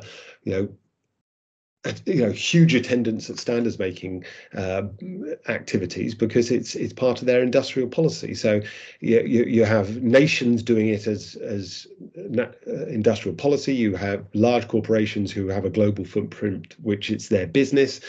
And it is an imponderable about how we can resource not only the time for whether it be small, medium-sized enterprises, but the expertise that non-government organisations need to. So I agree. I think you highlight a very important point. I'm afraid I got absolutely no solutions whatsoever. Maybe, yeah. So I think, yeah, indeed, it's actually a big challenge, and everybody is now questioning, like raising this challenge that, especially like the nature of AI, like what we had with GDPR, like data. So it's not something that you can keep it for yourself or for your country. So especially like companies who are working like cross borders, like especially like globally. So it's an important challenge and question. I think, like as Livia also mentioned, for now, what I also understand is that so it's important to have the international standardization, because that's what become the main reference for the EU harmonized standards as well. But at the same time, it might be necessary to change the format and also to put it in a different, to look at it from different perspectives. Because, for example, what we also face in EU Act, AI EU Act, is that for example, like the provider's obligations, the user's obligations. So it might be necessary to put some borders there. But I think, again, I'm also not talking about it from the solution perspective, but also, yeah, there are more and more questions. Okay, should it be like a global rules, or like when it comes to EU, so we should provide those restrictions. But I think it's one of the big challenges and concerns that comes with AI Act, and we are definitely looking forward to see what will come with the next versions, and or what are the concerns from the standardization bodies, also national level. I know that in Luxembourg we have a national working group which are also working on AI, like closely monitoring and also having meetings in order to address these challenges, particularly looking in national perspective. But in case of like actions and solutions, I think everybody is now trying to see what we can do and gather the solutions. But of course, we're waiting for the next versions and the decisions that comes from ISO. But again, the drawbacks are that until a standardization standards come out from ISO side, it's going to take a little bit time. So yeah, I think everything is connected together. Thank you. And as mentioned, Chiara made a comment in the chat that the main difference between EU harmonized standards and international standards is that harmonized standards offer the presumption of conformity with the EU law. So there is a reversal of burden of proof for compliance with the legislation. You're presumed to comply with the law. And this is a very specific legal effect which would justify a different approach. Yes, Annalisa.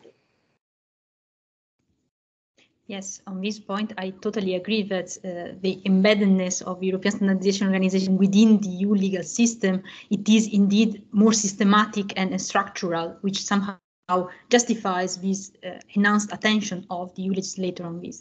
But what I wanted to say is that sometimes international standards can be even more binding, have more legal effects than in European standards, when there's this reference in legal text which makes their application obligatory, not only in fact but also in law. So the presumption of conformity is one of the legal effects, but it's not the most effective one, the most important one. So in that sense, also international standards can have legal effects under EU law, just not as systematically and as structurally as the European ones. So in that sense, it's true that different approaches are justified, but it's not in the sense one is more has more legal effects than the others. It depends on the text of the legislation. So it's actually within the responsibility of the legislator in this. And I had another little comment on what was raised by Kevin, which indeed I completely agree that also for small and medium-sized enterprises, the obstacles to participation in standardizations are the same for societal stakeholders. So costs, time, and also expertise, which is needed not only to participate actively, but also to understand the information coming from organizations. So to make sense of the information given and pick and choose what is relevant for the specific business. So in that sense, all these aspects are relevant also for them. And in this sense, the new standardization strategy is quite paradoxical, isn't it? On one hand, it wants to enhance and reduce the time of standardization process, which is too long because it's more than 3 years generally, etc. But at the same time, it wants to enhance civil society. And in administrative law, we know that procedural rights bring delays, bring longer time for elaboration. So it has kind of a paradoxical objectives which do not seem to fit. And if it will be indeed be able to achieve both of them, it will be a great challenge. So in that sense, it's absolutely, I completely agree with what was mentioned. Thank you. And actually, indeed, I can confirm that the GDPR explicitly mentions in Article 43 an ISO standard, which is adopted as European one. So it's it's the for conformity assessment bodies, the 17065. So I think that makes it binding because the national accreditation bodies have to be complying with this standard before they can conduct a certification, an accreditation process of certification bodies.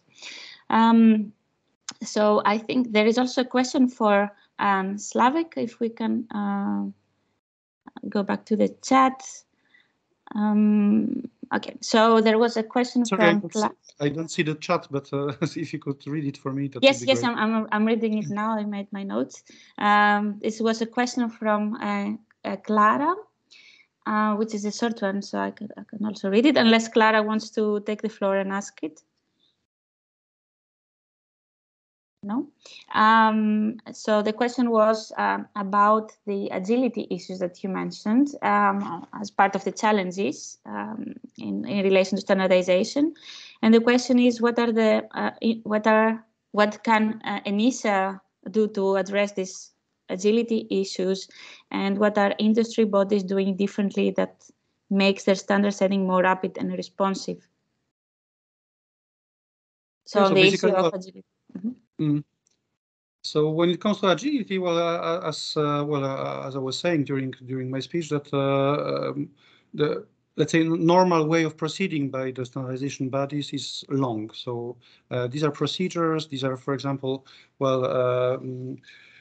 let's say, obligation of voting the standards. Then these standards come in various iterations, let's say. So this takes time, even organizationally.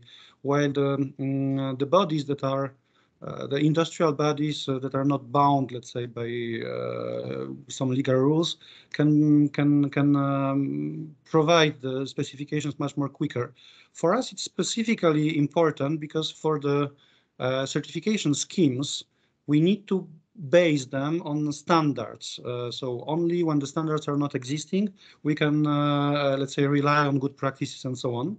But as I also demonstrated, well, we have requested the creation of free standards to be able to mention them in the schemes. So of course, the ETSI and Sensenelec can come with some quicker solutions, let's say. So not a full standard, but for example, a technical report, which is something that does not require all these, let's say, administrative procedures that are in place for the standards themselves. So that's something that that we are discussing with ETSI and with Sensenelec in case they are available, let's say, to provide something that could be a base for certification scheme. And well, for the moment, it seems that it can work. So yeah. On the other hand, of course, we also have, we are basing ourselves, for example, for the clouds, for the 5G scheme, we are basing ourselves also on GSMA specifications, which are readily available. And we also have contacts with them. But the problem here is that, well, the speed of getting something under the name of European norm will not shrink. Let's say this will not be reduced.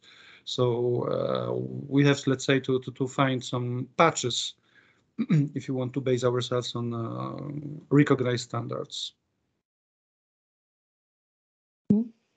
Thank you. And yeah, that was a question that I also had about the technical specifications, not only the use of technical specifications, not only because they are adopted faster, but they might be out there specifications like the ones from NISD that are very well accepted in practice by industry, but they cannot be part of EU law because they are developed not by a recognized standardization body. So that's a question on how things can move forward and whether there should be this formal obstacle or not.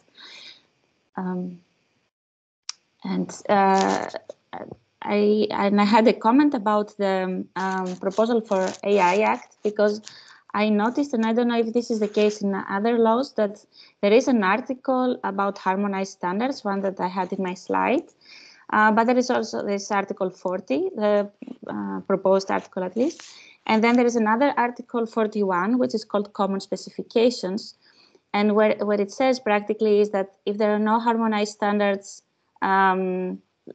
adopted yet or available, then the Commission may, by means of implementing acts, adopt common specifications in relation to legal requirements. So then I was wondering, is this a way to make a shortcut or actually prolong the process even more? And what are the rights of stakeholders, like societal stakeholders, in this kind of case of the Commission adopting specifications with acts? If there is any, maybe Chiara could, I don't know, has more information about this. For example, is ANEC consulted when there is an implementing act of the Commission being adopted on in relation to technical specifications? I'm not sure how this works in practice, or maybe Annalisa, if you have information on this. Slavik, yes. So basically, well, this also the situation that you just mentioned also happens with the Cybersecurity Act as well. Mm-hmm. So it is clearly stated in the Cybersecurity Act that basically the cybersecurity schemes, certification schemes, should be based on standards. But if there are no standards available, they can be based also on good practices. So of course, this is a kind of escape from this situation. When it comes to AI Act, the situation is at this moment that we are reviewing together with the Commission the existing standards in the area of cybersecurity of AI.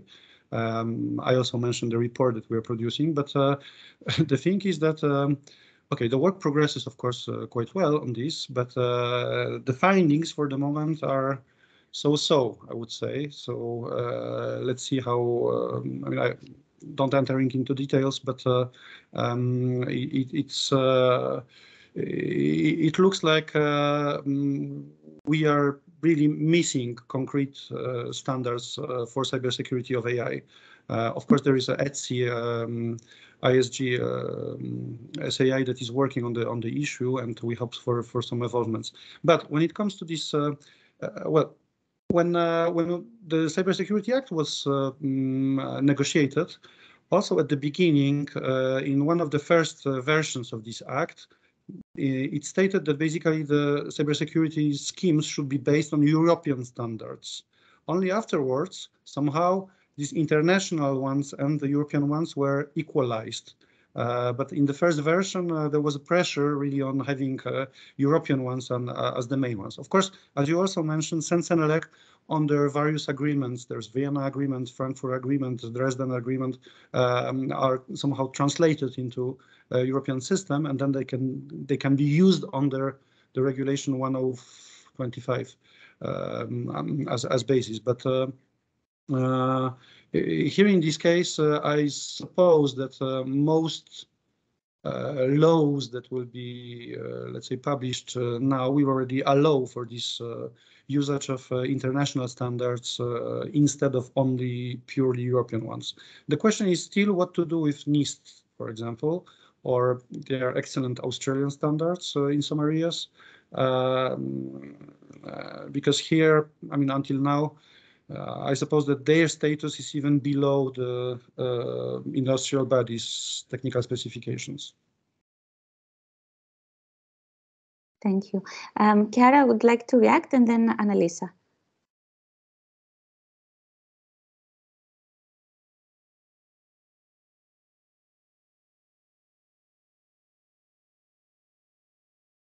Yes, Chiara?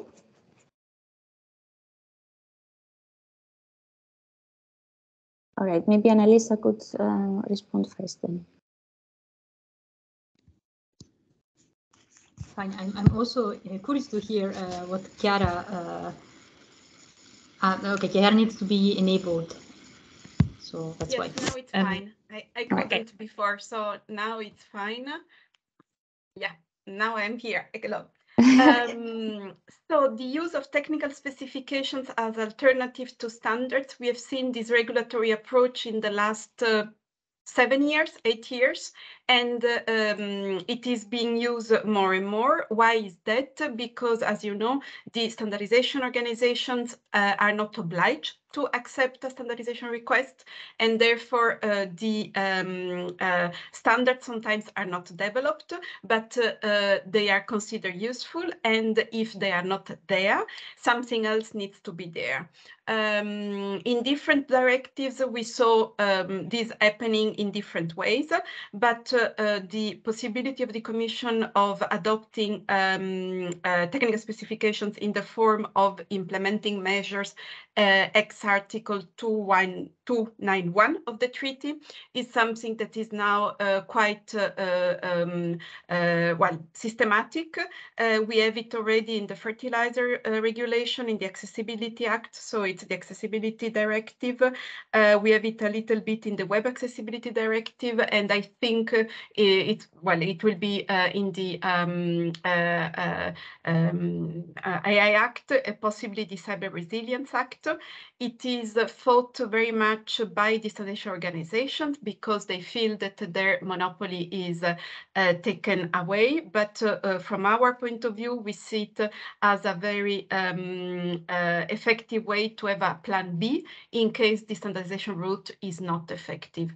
Now, how are stakeholders going to be involved in the elaboration of the technical specifications? This is comitology. So the comitology depends very much on the vertical directives, and there are expert groups, working parties, you name it, and generally all the relevant stakeholders are going to be involved. And therefore they're going to be, and the same is what ENISA is doing for their own cybersecurity schemes. We have a cybersecurity stakeholder group, a certification stakeholder group. ANEC is there, and many of the stakeholders are there, and we are all consulted because these schemes are implementing measures, so it's the same comitology. So ENISA is drafting, the Commission is adopting. So it's really nothing very new. It shouldn't be considered as anything threatening because it's the way the secondary legislation of the European Union is developed. But we see that it's creating a lot of emotions in the standardization community in a way that perhaps was not expected because it's already in a hard law. It's already there. So it's already a tool that is known and is published in the official journal for many years now. Mm-hmm. Clear. Thank you. Annalisa? Yes, thank you indeed to Chiara to clarify also the practice of what is happening, because indeed the adoption of implementing acts is under comitology, which is indeed a very well established implementing system for EU law since the creation of the Common Agricultural Policy in the 60s, and there. If you look at the black letter of the law, there's no systematic involvement of stakeholders, because comitology is based on committees composed by representatives of the member states, which gather together under the chair of the Commission. And in that sense, it is very interesting to see that beyond black letter of the law, there is a consultation system of stakeholders, which is very much expected from the Commission, but it's not so clearly spelled out. And in that sense, it's quite interesting to hear this as the fact that it is indeed well established, but it's also an alternative way of implementation. The fact that it is considered by the legislation is somehow a way to stress that standardization, the use of standardization, is another way, a parallel way to implement EU law, and it somehow reinforces the idea that a public law look at this phenomenon matters, because if they run in parallel, why shouldn't they have the same guarantees, if you want? But this is, of course, just a principled position, which, of course, does not reflect the practice. So in that sense, thank you. Yes, thank you. Yeah, the question is whether this should be formalized or being dependent on the goodwill of regulators or not. And that's also relevant in the e-privacy legislation. So the proposal for a regulation for e-privacy that is a bit delayed. The proposal was published in 2017. There is also this possibility for objecting or providing consent via specifications. So that's relevant for privacy audience as well. There is one question that I haven't asked, and I apologize, I just found it in the chat. It has to do with AI and the JTC 21. So I guess this is for Saharnaz, or I don't know if Slavik is involved with this particular committee. So the question from Christine is, to what extent is the JTC 21 and people involved in preparing the Commission standardization requests and others responsible for harmonized standards prepared to deal with the fundamental rights and policy questions raised by the AI Act and the high-risk requirements? Do the Commission or Senate and like see a need to involve CISOs, I don't know what's that, with expertise beyond consumer and workers' rights. So societal stakeholders beyond consumer and workers' rights.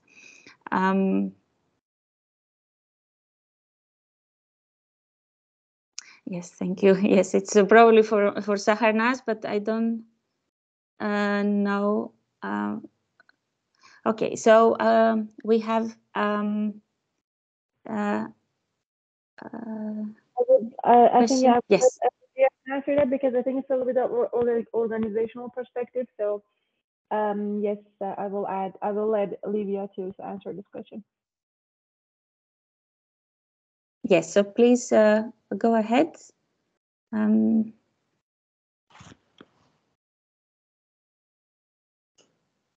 Yes, Livia.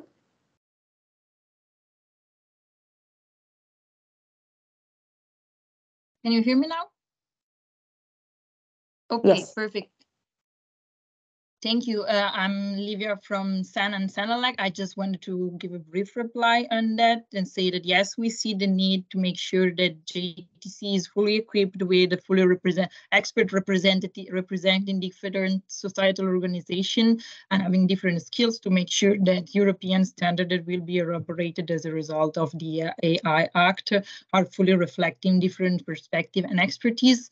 And to that extent, I wanted to promote an event that we are organizing, SAN and SANALEC, together with the European Commission Joint Research Center in June, which is about data quality for artificial intelligence, and the purpose will be to map ongoing efforts and different regulatory requirements and standards that have been published so far, and define recommendation for further enhancing and making sure that standards that will be developed in the future will take into care and into account ethical concerns, bias, gender bias, and this kind of issues. So, and we hope with this event also to make sure that we will identify new experts also from the academic and the research community willing to be more involved into standardization and to possibly start working alongside with JTC 21 experts. I will put in the chat the link of the page of the event, so if you're interested, keep an eye on that. And I see that Chiara maybe wants to add something, so I will leave the floor to her as well. Yes, thank you very much. Thank you. Chiara, if you could give a quick comment, and then we have to wrap up because it's already 2:30. Yes, so very quickly, just to mention that we are extremely sensitive to this task that the future harmonized standards will have to deal also with fundamental issues, fundamental rights issues, and not only documentation and record keeping. For that, we have some concerns because not only because of the process of how standardization is done, that perhaps standards are not the right tool, but indeed for the question of participation and expertise. Having said that, we have a network of NGOs with which we collaborate in order to gather all the feedback and to present it to GTC 21 already now. We are not developing the harmonized standards because we don't have a request yet and the act is not mature enough. But there is indeed an issue that standardization doesn't naturally, or the standardization organizations don't naturally think about the involvement of other stakeholders than big companies, I would say even big tech. And this is really of concern. However, as it has been mentioned all over the webinar, the participation of big tech in standardization, both at the European and a national and international level, is a fact of life. Because they have the means, so we have to deal with it.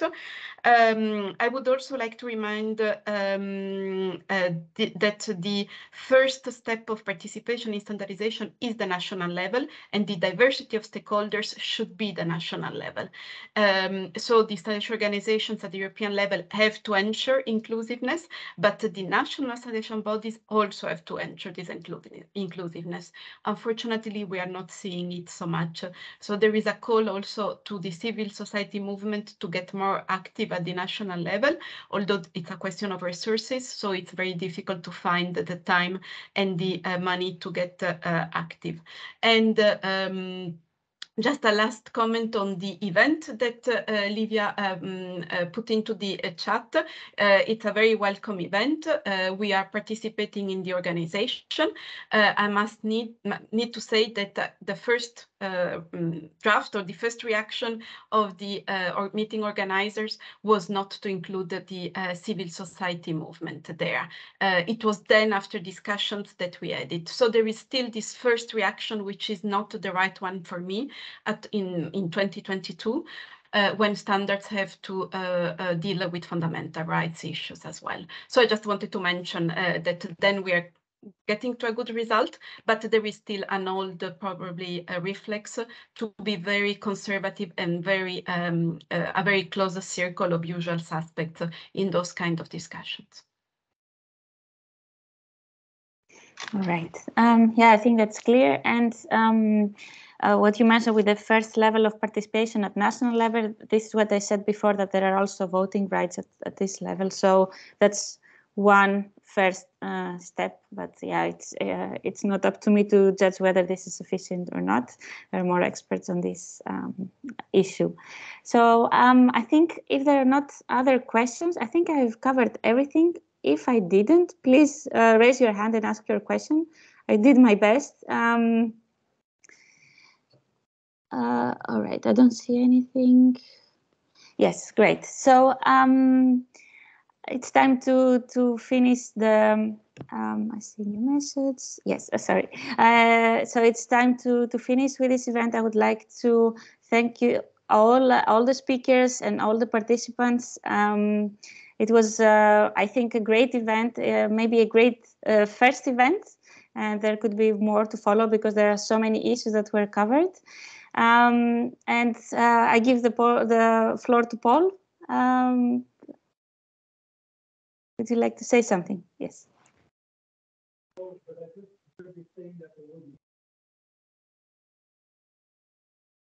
We cannot hear you.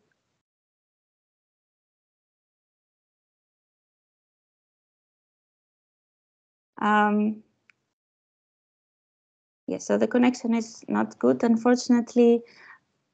I think I could already hear that there will be more, and you will find the recording. Yes. Yeah, I just heard you saying that there will be more events, and I was hoping for such an engagement, because I also think a lot of what has been said today is very promising.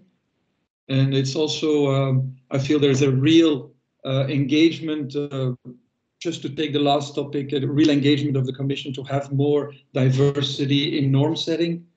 But we need to understand the intricacies of a European lawmaking, which is a federal-based scheme. So this is it immediately raised questions about the ability at the national level to do all this. And in correct federalism, if it doesn't happen at the national level, you have to see whether it can be done better at a higher level, and that would bring and boomerang this back to the European level.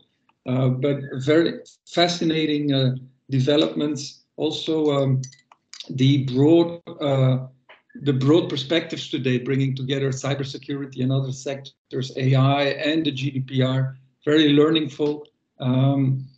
Remarks about ideas that were tested out under the GDPR but did not make it and popped up later. That those remarks, they actually demand for more background information. Who's behind this? Is this what was the purpose of proposing them and then withdrawing them? So you left me with a lot of questions, but also with a better understanding of the developments today at all levels. And so I wanted to thank you, Irene, for bringing these wonderful people together, all very confident and reassuring in their expertise. And I thank all the speakers for having given so much to us. And of course, the audience for all these questions. Yes, thank you. All right, we can close the session now. Thank you very much. And I hope to see you soon in the next session. Bye.